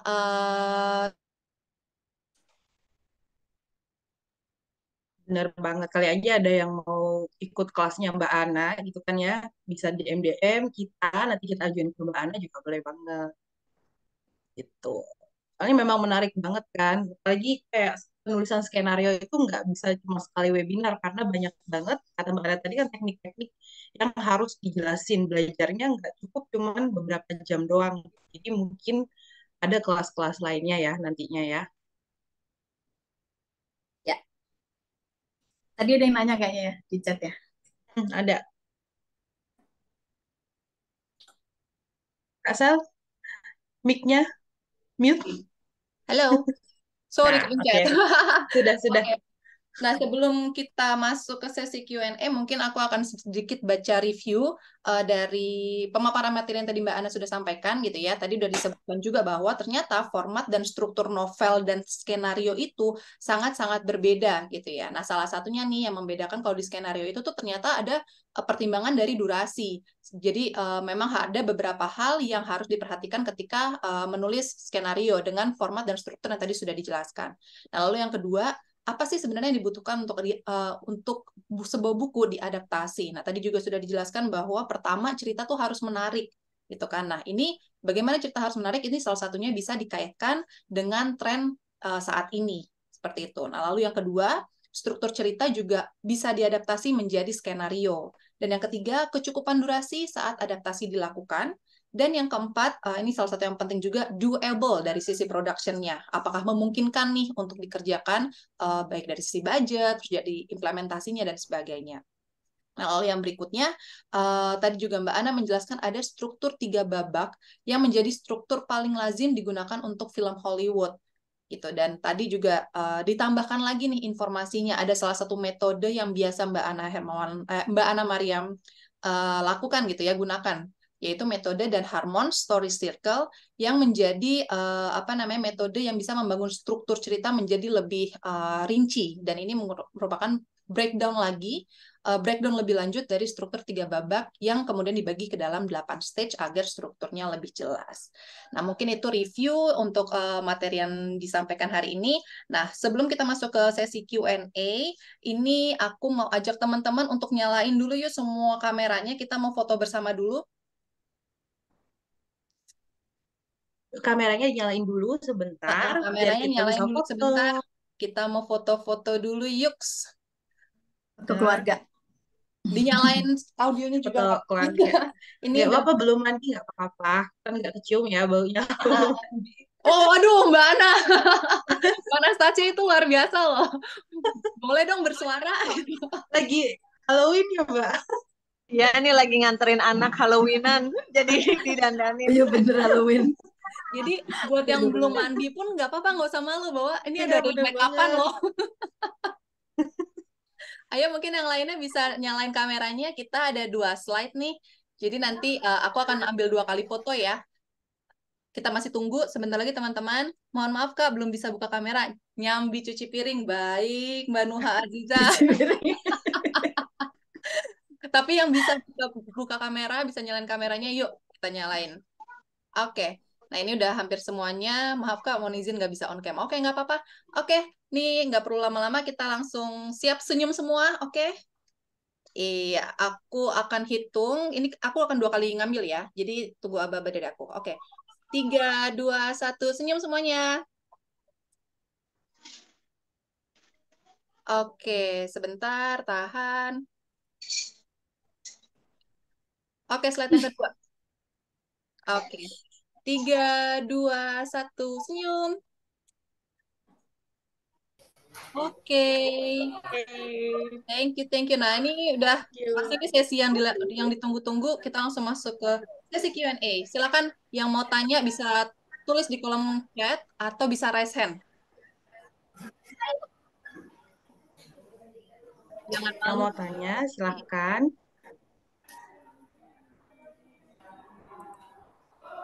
Ini banyak banget kan pertanyaannya nih. Gak apa-apa, tanya aja. Mumpung masih ada Mbak Ana Mariam nih. Tanya sebanyak-banyaknya, ya kan, Mbak? Nah, mungkin ini kita Ya, bisa tanya yang di kolom chat dulu kali ya. Tadi udah sempat dari Zahra Diani Kadra nih, sempat nanya nih. Kak, kalau ada Zahra Diani Kadra dari Universitas Kristen Maranatha, berarti orang Bandung ya. Nah, ini sempat tanya, Kak, kalau naskah film dengan naskah sinetron dan naskah teater itu sama kah? Kalau kalau formatnya sama, antara film, sinetron, streaming platform Netflix atau apapun itu formatnya sama. Tapi kalau teater itu berbeda. Eh, Formatnya itu juga berbeda karena dia tidak mengandung unsur-unsur kayak audiovisual. Misalnya tidak ada day night, eksterior interior nggak ada. Jadi berbeda formatnya. Saya sih pernah membaca sedikit sedikit sekali zaman dulu waktu ikut teater itu saya lihat memang sangat berbeda. Dan penulis eh, teater itu pasti berbeda orangnya, berbeda skillnya. Minimal kalau orangnya sama, kayak saya kan bisa misalnya nulis novel sama nulis skenario bisa gitu. Mungkin saja ada orang yang bisa menulis dua-duanya juga karena sudah memahami format teater. Oke. Apakah sudah menjawab belum ya? Apakah sudah Udah ya? menjawab? Zahra mungkin bisa tulis ya kakak. Oke. Oh iya, aku juga mau ingetin buat teman-teman tanya sebanyak-banyaknya gitu ya, mumpung lagi ada Mbak Ana Mariam juga, karena nanti kita akan memilih nih satu penanya terbaik gitu. Jadi akan mendapatkan merchandise dari Lentera. Nah, jadi Betul. yang mau tanya, ayo jangan ragu. Oke, Nanti tadi dapat Zahra merchandise. udah oke ya. Nah, ini dari Rania. Kak, saya mau tanya, apakah novel buatan sendiri bisa diangkat menjadi film walaupun tidak mengikuti pasarnya? Sebetulnya novel buatan sendiri untuk diangkat menjadi film itu pertanyaannya yang mengangkat siapa? Kalau yang mengangkat diri kita sendiri, membuat film produksi sendiri pasti bisa. Jadi misalnya saya nulis novel nih Anjani gitu, saya mau jadi saya angkat jadi film. Terus saya bertindak sebagai produser, sebagai penulis itu bisa. Tapi apakah kita nanti juga yang menyutradarai terserah juga. Nah, cuman ini kan membutuhkan ilmu ya. Masing-masing dari role ini membutuhkan ilmu as a producer, as a sutradara, bahkan sebagai kameramen, bahkan editor pun itu juga membutuhkan ilmu masing-masing. Uh, apakah mungkin orang melakukan itu? Ya mungkin saja, ada saja gitu. Contoh, aku kasih contoh ya.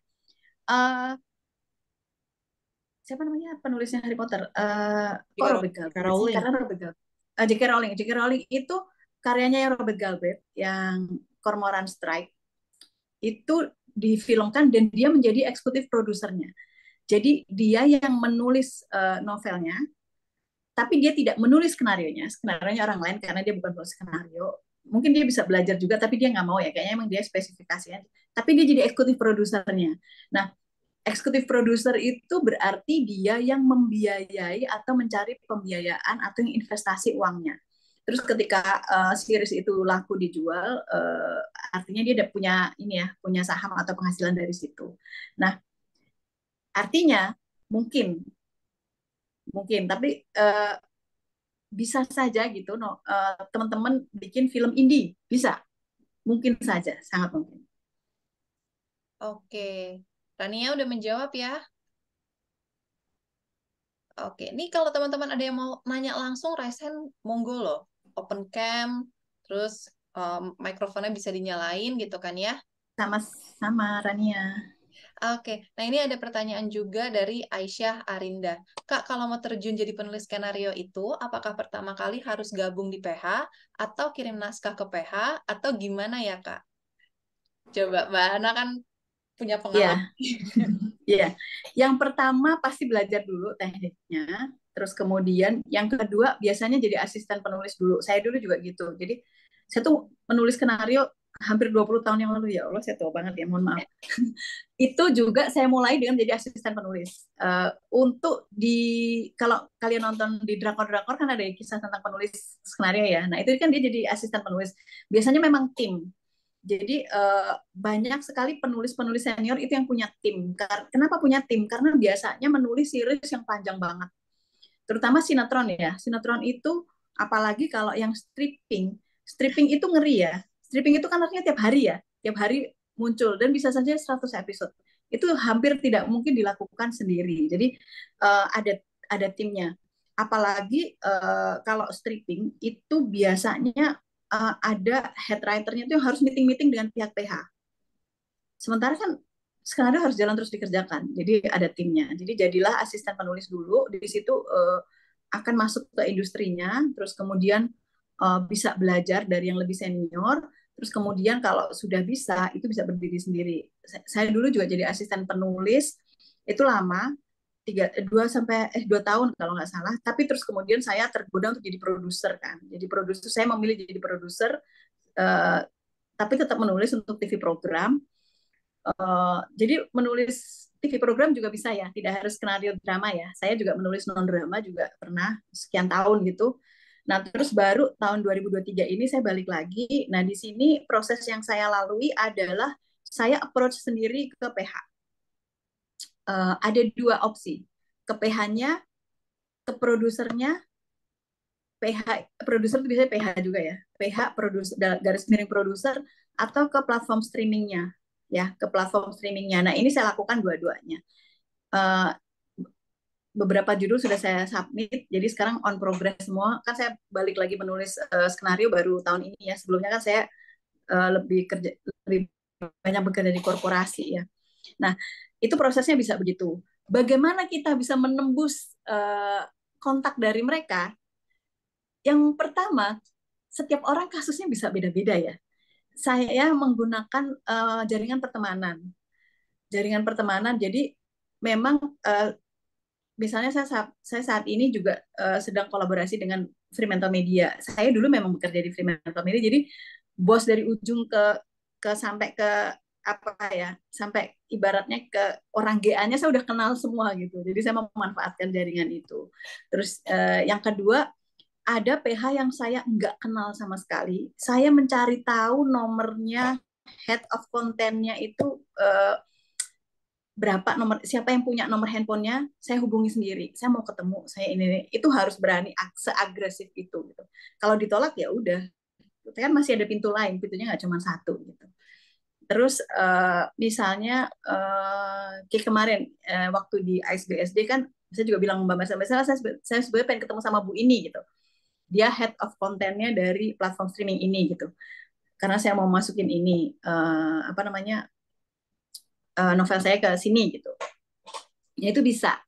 Nah, ada juga cara berikutnya itu, kalau ini dari novel ya, bukan skenario ya. Memang mereka itu hunting. Kayak saya kan kemarin sempat diminta hunting kan, diminta hunting buku mana yang bisa diangkat ke film atau ke series gitu. Jadi sebetulnya kalau masih pemula banget, sebaiknya menjadi asisten penulis dulu, menjadi asisten penulis, terus kemudian baru kalau sudah menguasai industri itu, menguasai ibaratnya ilmunya, bisa jalan sendiri.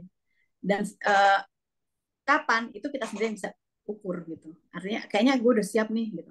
Karena kan pressure-nya juga tinggi ya sebagai penulis itu, terutama yang sinetron. Ketika proses menulis itu kan hanya kita ya. Tapi ketika sudah diproduksi dan kemudian dirilis itu kan kita deg-degan juga, laku nggak ya, gitu, ditonton banyak orang nggak ya, itu juga juga perlu apa ya, ibaratnya pengalaman dan mental yang cukup lah ya untuk menghadapi itu semua gitu. Gitu sih teman-teman. Oke, jadi untuk jadi asisten penulis itu memang kita sendiri juga ya yang kayak mencoba gimana sih caranya biar jadi asisten, jadi kita kontak-kontak gitu ya Mbak ya, untuk Ya. intinya. Jadi dari kemauan kita sendiri ya teman-teman ya. Misalnya ada teman-teman yang pengen jadi kayak asisten penulis skenario gitu. Itu kalian juga memang harus punya circle-nya. Jadi kalian kontak-kontak ngajuin diri gitu ya Mbak. Betul.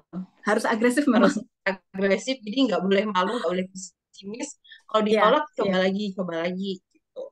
Oke, thank you Mbak Ana untuk penjelasannya. Terus ini ada pertanyaan kemarin di Google Form. Ini yang nanya itu adalah Mbak Anjar Anastasia. Dia juga salah satu penulis di Lentera, ya ada 7 bukunya di Lentera.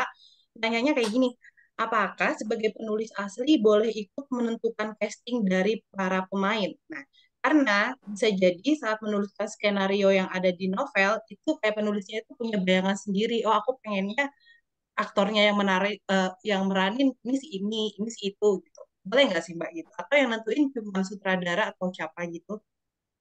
Nah, kalau penulis novel ingin melakukan itu, ketika karyanya dibeli, deal-dealan di awal, itu harus disampaikan. Jadi sebelum kontrak ditandatangani, hal itu harus disampaikan. Dan kalau misalnya itu memang harus supaya kuat kedudukannya, bisa juga dicantumkan di dalam kontrak bahwa pemilihan aktor atau aktris itu harus melalui diskusi dan persetujuan dari penulis novel. Nah, itu bisa ada klausul itu gitu. Jadi diomongin di depan gitu. Jangan nggak diomongin, atau ketika sudah proses berjalan kita baru ngomong. Nah, gitu. Itu bisa. Oke, oke. Berarti harus di awal sebelum kontrak itu ya. Jadi rundingan dulu Ya, gitu ya ibaratnya. yes. Ada lagi pertanyaan? Ini Ini kayaknya ada di kolom chat ya, Kak ya? kayaknya Ya. banyak nih. Tapi nggak ada yang mau ngomong ya. Ayo dong, resen dong. Ya, langsung open mic aja. Boleh banget. Kita santai saja loh, kayak Mm-mm. ngobrol sama kakak sendiri. Kakak sendiri. Ini Itu ada, Kak. Mentari, ada pertanyaan dari Mentari. Tadi sebenarnya udah dijawab sama Mbak Ana. Untuk menulis naskah, apakah ada aplikasi khusus yang memudahkannya atau di Word biasa aja? Tadi udah sempat Ada dijawab tadi ya. Celtic, Ah, Celtic, CELTX. Itu yang ambil yang gratis ya. Kalau mau yang gratis, karena yang nggak gratis mahal banget. Oke, nah ini mungkin sebelum kita bacain lanjut pertanyaan di chat, ada yang angkat tangan nih. Jadi banyak kan? Eh, Asik. Oke, silakan nih dari SMK Yes Martapura. Ini dari Sumatera Selatan, Mbak Ana. Oh, Wow, sudah jauh. banyak-banyak. Oke. wow. Jauh tapi dekat. Ya, boleh di-unmute, teman-teman. Wow. Maaf Kak, Oke. Oke, silakan. Eh, Perkenalkan, nama saya Selvi dari SMK dari siswa SMK Ismartapura.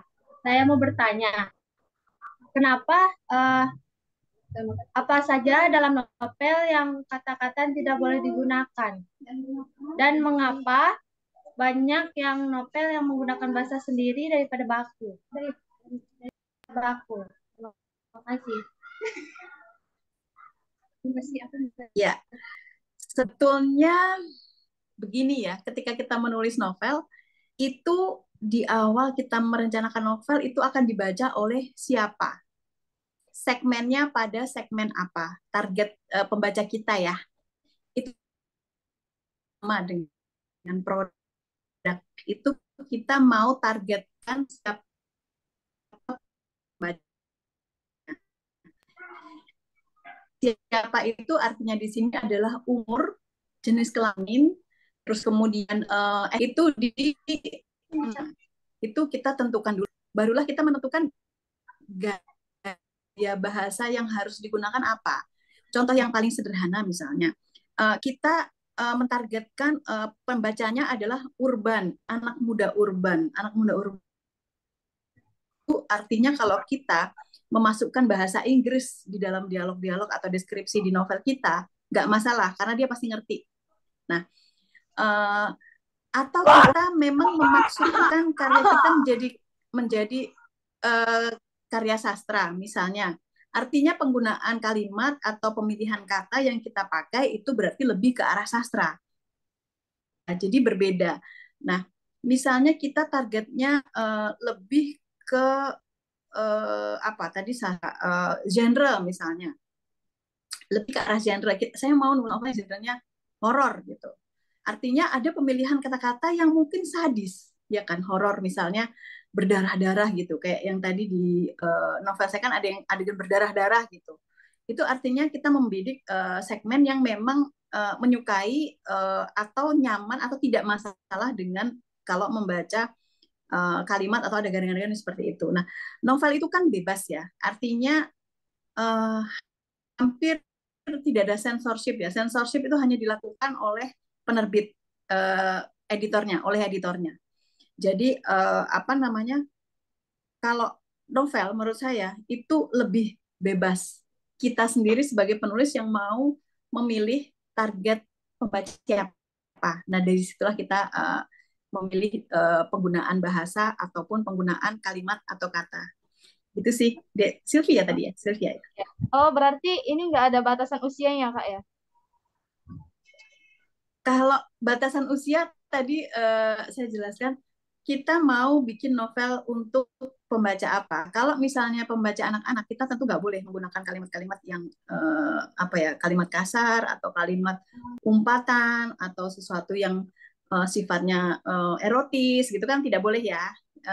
Batasannya itu adalah kita mau menargetkan ke segmen apa. Kalau buku anak-anak udah otomatis lebih banyak batasannya. Nah, oh ya tadi sorry, yang masalah bahasa baku dan tidak baku. Nah, itu juga pilihan. Pilihan kita mau di genre apa. Kalau sastra, mungkin kita akan lebih ke arah baku ya, sesuai dengan kaidah bahasa Indonesia dan tidak terlalu banyak menggunakan kalimat asing. Jadi misalnya kita akan cari apa bahasa Indonesianya apa gitu. Kayak saya tuh misalnya lebih banyak menggunakan download ketimbang dan unduh unduh gitu. Nah, jadi itu tadi ya, tergantung dari target marketnya kita. Terima kasih, Kak. Terima kasih. Oke, terima kasih. Sama-sama. Nah, ini ada yang raise hand lagi. Boleh langsung Belen Amanda Sintanggang, silakan di-unmute. Baik, terima kasih sebelumnya. Perkenalkan, saya Belen Amanda. Saya ingin bertanya terkait penulisan film jika temanya itu berlatar lokalitas. Karena sebenarnya dari dulu tuh saya mengadopsi cerita pendek saya untuk film pendek kayak gitu. Tapi sejauh ini feedback yang saya dapatkan tuh kadang tulisan saya memang belum doable yang kayak dijelasin tadi. Nah, kalau misalkan saya lebih mungkin nanyanya ke tips and trick dari Mbak Ana gitu, gimana cara mengambil angle dari fenomena atau budaya lokalitas gitu untuk dijadikan naskah film gitu. Karena kadang saya itu kepatoknya sama kadang saya mengambil seluruhnya budaya di lokalitas itu gitu, budaya lokalnya gitu. Tapi sebenarnya kan tadi ada pertimbangan durasi, nggak semua hal yang perlu dijelaskan dalam film gitu. Jadi apa ya, panduan untuk saya supaya ketika saya mau menulis cerita untuk film pendek atau film panjang bertema lokalitas itu tuh yang padat gitu Mbak. Itu aja sih. Terima kasih. Oke. Kalau memang tentang sesuatu yang sangat lokal ya, kayak misalnya ingat nggak film pendek yang dari Jawa Tengah yang menggunakan bahasa Jawa full dari ujung ke ujung? Nah, itu boleh dilakukan.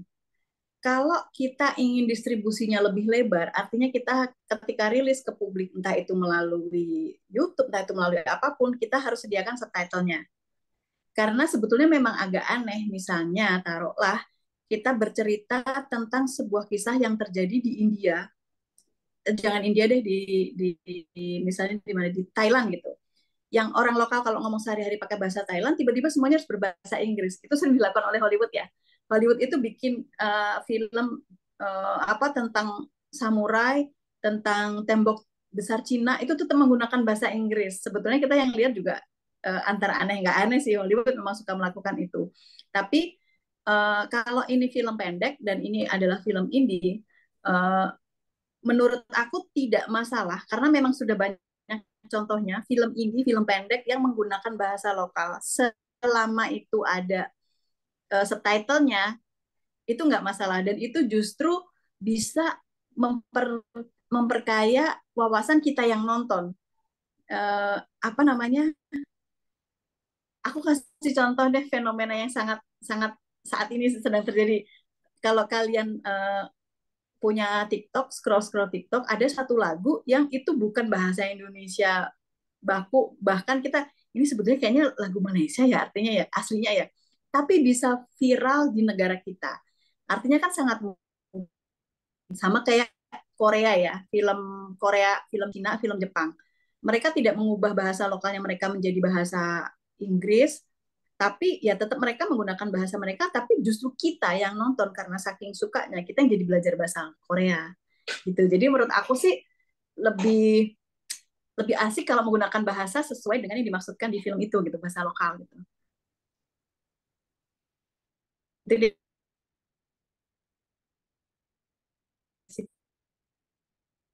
Oke. Nih, Mbak Ana nge-lag nggak sih? Bentar ya. Halo, Nah, oh udah, ya. udah. Oke, itu ya penjelasannya ya Mbak Ana ya. Untuk Kak Belen Yes. mungkin udah jelas atau masih ada yang ditanyakan lagi? Ini Kak Belennya lagi nge-lag Belennya juga nih. nge-lag juga nih. Ya, oke. Ini buat yang mau nanya masih bisa ya, masih ada waktunya. Silakan angkat tangan aja. Tapi ini aku tanya dulu nih yang dari kolom chat. Ada yang nanya dari Kak Najma. Apakah PH itu selalu mengambil novel yang terkenal untuk diangkat jadi film? Atau mungkin ada penilaian dalam aspek lain untuk mengangkat novel jadi film selain dari ketenaran. Kan memang ada beberapa series atau film ya yang diangkat tuh gara-gara cerita ini tuh banyak yang baca gitu. Jadi cuman dengan modal ceritanya terkenal doang, padahal untuk isi-isinya sebenarnya biasa aja atau gimana gitu. Ada nggak sih Mbak? Ya, sebetulnya begini pertimbangan. Mengangkat novel yang sudah terkenal itu menjadi eh, nilai plus modal dasar produser itu untuk lebih memarketingkan filmnya. Itu sudah pasti. Jadi memang iya, kalau ada dua pilihan, ada dua judul nih. Satu ini populer banget, satu ini nggak terlalu populer. Padahal kalau dari sisi cerita, menurut sang produser ini lebih dahsyat dibanding ini gitu. Tapi ini kok populer banget gitu. Pasti produser akan memilih yang populer. Kenapa? Dia akan membidik market dari novel yang sudah populer ini. Artinya sudah kelihatan nih, misalnya novel ini sudah dibaca 5 juta kali. Ya, yang nonton minimal taruhlah 20%-nya lah atau 10%-nya. Artinya kan sudah ada 200.000 sendiri dari pembaca novel itu yang akan menonton filmnya. Itu kan ada hitungan ekonominya ya, karena ketika dia memproduksi sebuah film menghitung budgetingnya. Kebetulan kan saya juga produser ya. Jadi apa namanya, dia menghitung budgetnya. Artinya dia sudah harus punya target berapa jumlah penonton. Nah, novel-novel yang populer itu setidaknya membantu ngeboosting dari sisi marketingnya. Memang tidak semua novel populer jadi difilmkan, kayak buku-bukunya Dewi Lestari, Ayu Utami itu kan populer banget ya. Cuman tidak semuanya difilmkan atau belum semuanya difilmkan. Faktornya belum tentu karena nggak baik, nggak bagus, bukan. Faktornya ada faktor lain, misalnya dari sisi budget wise. Misalnya, oh kalau beli copyright-nya ternyata segede semahal ini gitu. Jadi artinya itu tambah biaya ini, artinya film kita harus menghasilkan sekian atau meraih jumlah penonton yang sekian. Nah, kebetulan di Indonesia itu, ini insight ya, industri film di Indonesia itu yang sudah punya penonton setia, mau produsernya siapapun, mau penulisnya siapapun, film horor itu adalah film yang paling gampang meraih pendapatan tertinggi. Nggak harus tertinggi sih, pendapatan tinggi lah gitu. Film horor itu sudah punya pangsa pasarnya sendiri. Jadi memang kita suka ngeremehin, aduh horor mulu, tapi justru horor itu adalah industri film yang paling banyak pendapatannya. Kalau kita rilis film horor, ya minimal modal pasti balik lah. Gitu. Nah, jadi memang itu mungkin ya kenyataan yang memang harus dihadapi para penulis novel, bahwa memang film yang novel yang lebih populer itu memang lebih mungkin untuk diadaptasi. Memang ada titik-titik Ayu Tami sama Dewi Lestari nggak semuanya ditahan. Pasti ada faktor-faktor yang kita mungkin nggak tahu pertimbangan dari produser, belum difilmkan sampai sekarang gitu. Padahal saya pengen banget nih, misalnya saya pengen, saya pengen nih nonton Rapi Jali jadi film gitu, nonton Aroma Karsa jadi film gitu. Oke, ini Mbak Ana mungkin jaringannya agak kurang baik, Mbak.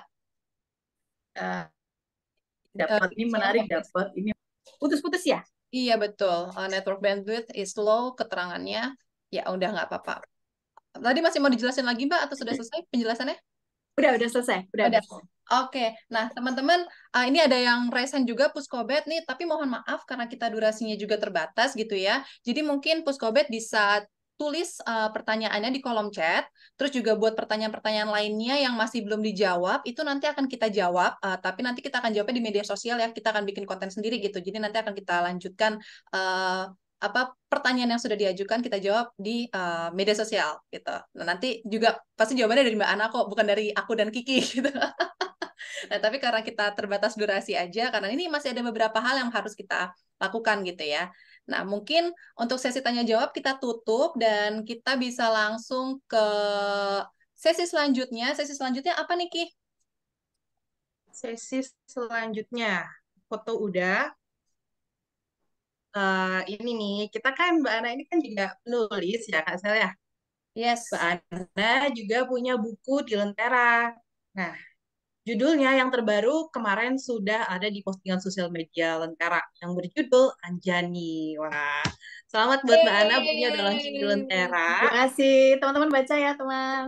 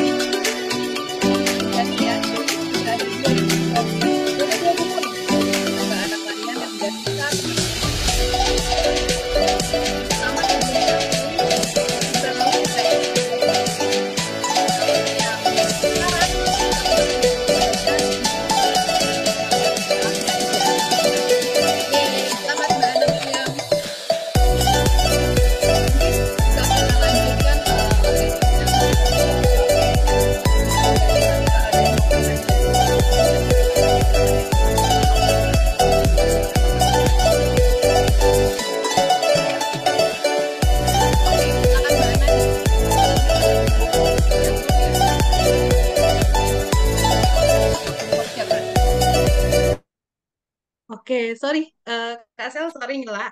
Itu tadi ada backsound-nya, jadi suaranya Kak Sela nggak kedengeran Oh, gitu. sorry, ke-mute ya? Iya, ke-mute.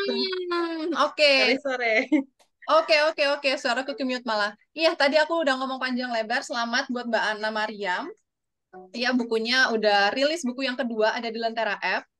Di sebelumnya itu bulan lalu My Boss is a Witch udah tayang di Lentera App dan sekarang teman-teman bisa membaca buku baru karya Anna Mariam yang berjudul Anjani. Nah, mungkin sekarang langsung aja kita mau reading ya Mbak ya. Reading sedikit menceritakan tentang buku Anjani itu Ya. cerita apa sih gitu ya. Silakan Mbak Ana.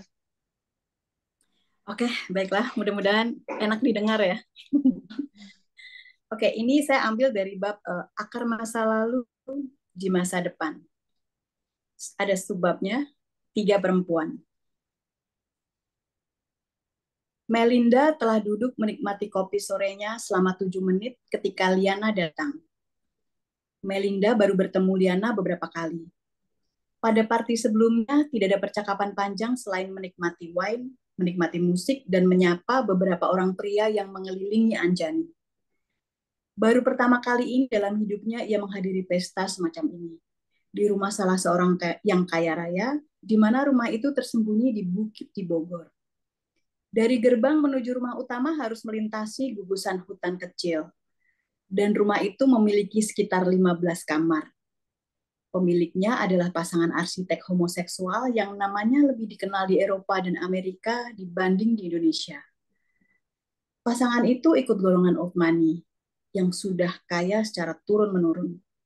Salah satu pemilik awal negeri ini yang menguasai beberapa gunung di Jawa Barat.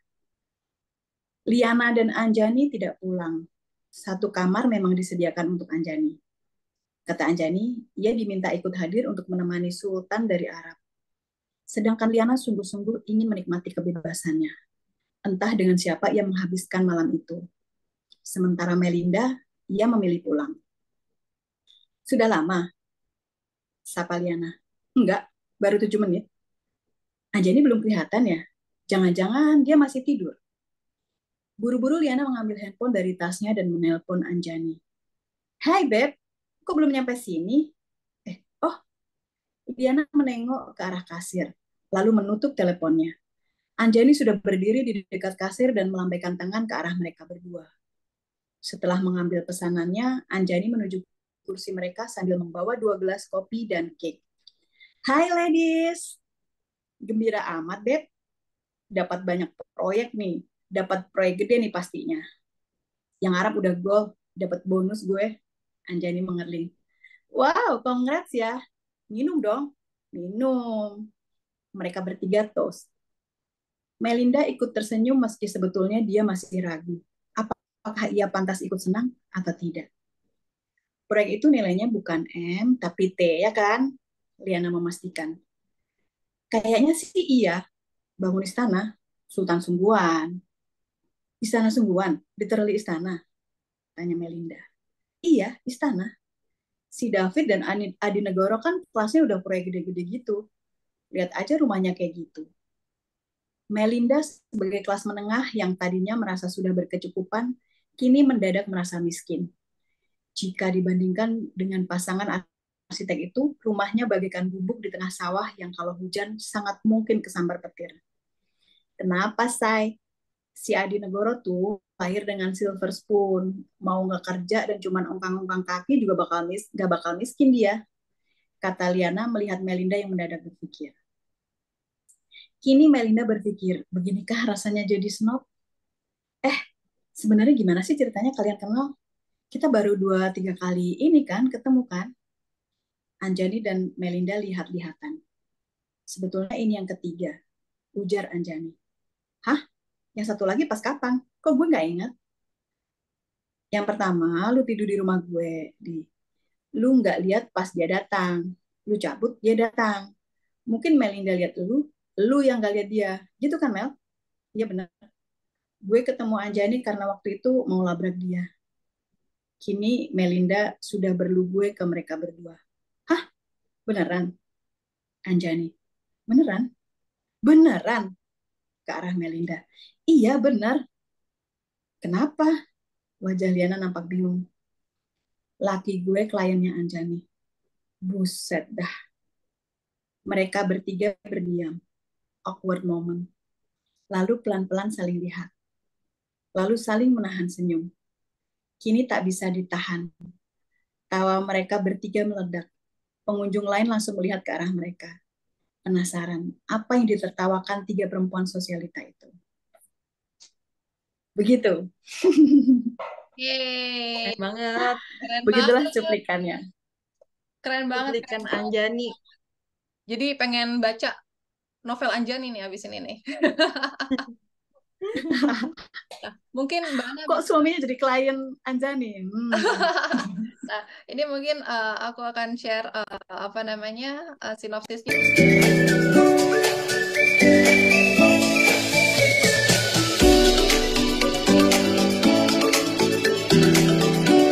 nah ini mungkin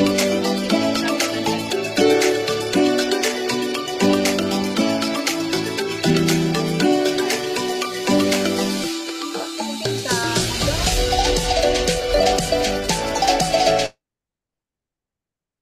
Ya, suaraku Oke, silakan. sudah. Udah. Oke. Tadi ketimpa lagi. Ya, nah ini sinopsis singkat dari novelnya Mbak Ana Mariam yang berjudul Anjani ya. Jadi buat teman-teman yang mau baca bisa langsung akses di Lentera App dan cari Anjani di Lentera App. Nah, itu tadi peluncuran buku Anjani milik Mbak Ana Mariam. Jangan kemana-mana karena kita masih ada satu lagi nih. Kita mau mengumumkan penanya terbaik ya. Penanya terbaik yang tadi sudah mengajukan pertanyaan untuk mendapatkan merchandise eksklusif dari Lentera. Nah, Mbak Ana boleh pilih mungkin salah satu penanya terbaik. Nge-lag nih kayaknya nih. Nge-lag. Oke, sambil nge-lag mungkin kita akan pindah ke satunya lagi. Jadi memang selain penanya terbaik, terbaik. ya, ini mungkin kita, ya, itu suara siapa? Suara Mbak Ana, cuman gambarnya nge-lag nih. Oh, tapi nge-lag. Oke. Oke, ini mungkin kita roulette dulu ya sambil nunggu Oke. Mbak Ana lebih lancar. Oke, nah ini kita mau spin roulette dulu. Ini kita pilih salah satu peserta yang beruntung mendapatkan merchandise eksklusif dari Lentera. Kita klik.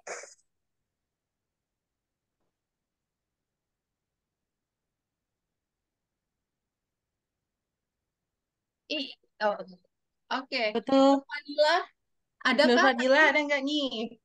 Kalau hadir boleh resen biar kita bisa hubungi lebih lanjut. Kalau nggak ada kita putar lagi. Ada nggak? Bentar ya, aku cari ya. Coba Kiki mohon dibantu. Nur Fadila. Kalau aku ketik nggak ada namanya nih. Oke, berarti Ada kita nggak putar sih ya? lagi. Nggak ada nih, Kak. Ada ya. Oke, berarti kita putar lagi sekali lagi.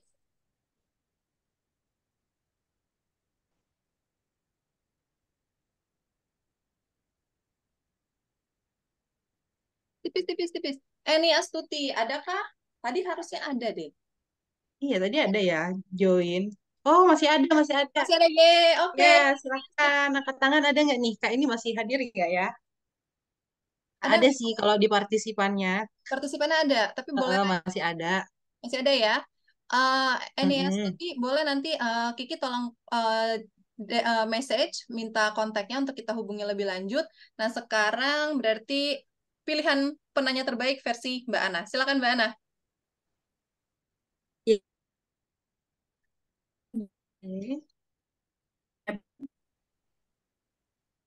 Nge-like lagi nih. Like lagi. Yang ke video menanyakan tentang penggunaan bahasa lokal. Penggunaan Oh, bahasa lokal. Oke, berarti tadi Belen ya. iya, Belen Belen Amanda. Amanda. Yeay. Selamat, Kak Belen. Oke, ini nanti kita japri juga setelah ini. Nah, berarti sudah diumumkan nih satu peserta yang beruntung dan juga satu penanya terbaik. Berarti tandanya juga webinar kita hari ini sudah di akhir acara. Ya, dan tadi ada teman-teman yang juga nanya apakah materi hari ini akan dikirimkan. Nah, nanti tunggu aja karena juga kita akan mengirimkan sertifikat ya buat peserta yang sudah join pada webinar kita kali ini. Mundur 3 menit karena tadi durasinya juga agak panjang penjelasannya. Tapi terima kasih buat teman-teman semuanya yang sudah hadir, yang sudah stay sampai akhir acara. Terima kasih juga untuk Mbak Ana Mariam yang sudah memberikan materi yang sangat luar biasa.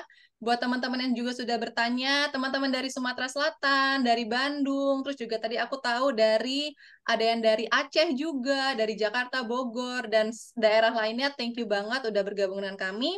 Nah, ini mungkin Kiki ada yang mau disampaikan untuk penutup, silakan.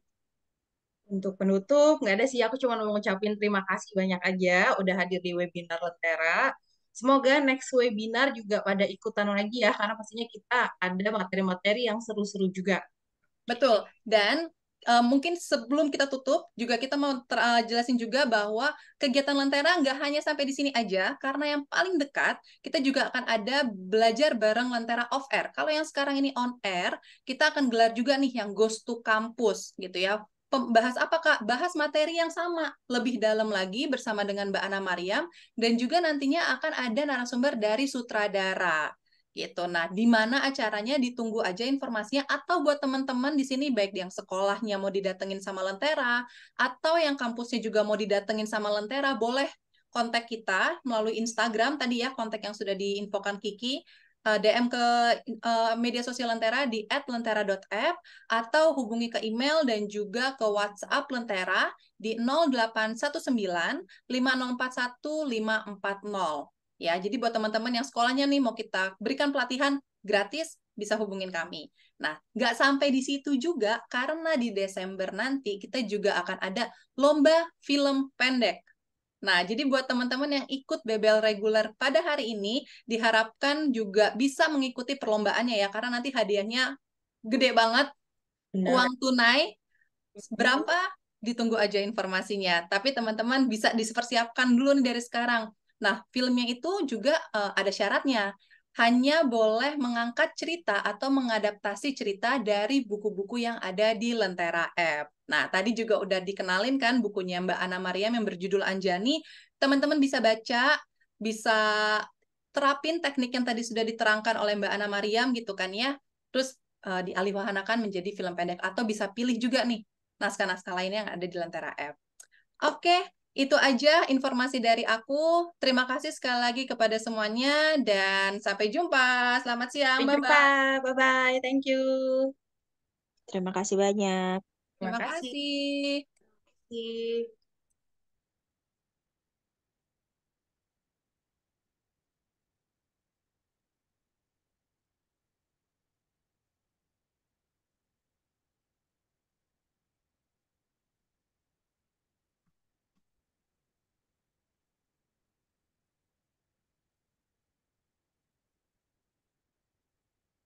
Dadah teman-teman SMK. Bye. Thank you ya, SMK. SMK.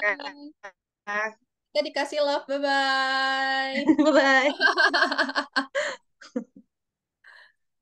Semangat sekolahnya. Terima kasih Bu. Udah kamu unmute ininya. Dadah. Terima kasih. Semuanya ke Lentera berikutnya ya, yang Nanti kita akan ada lagi kok kegiatan belajar bersama, belajar bareng lenteranya. Lap, lap, lap, lap. Nggak bisa.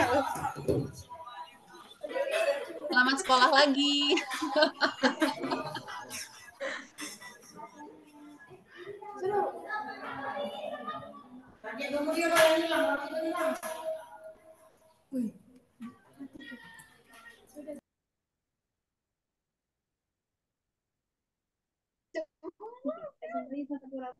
Satu,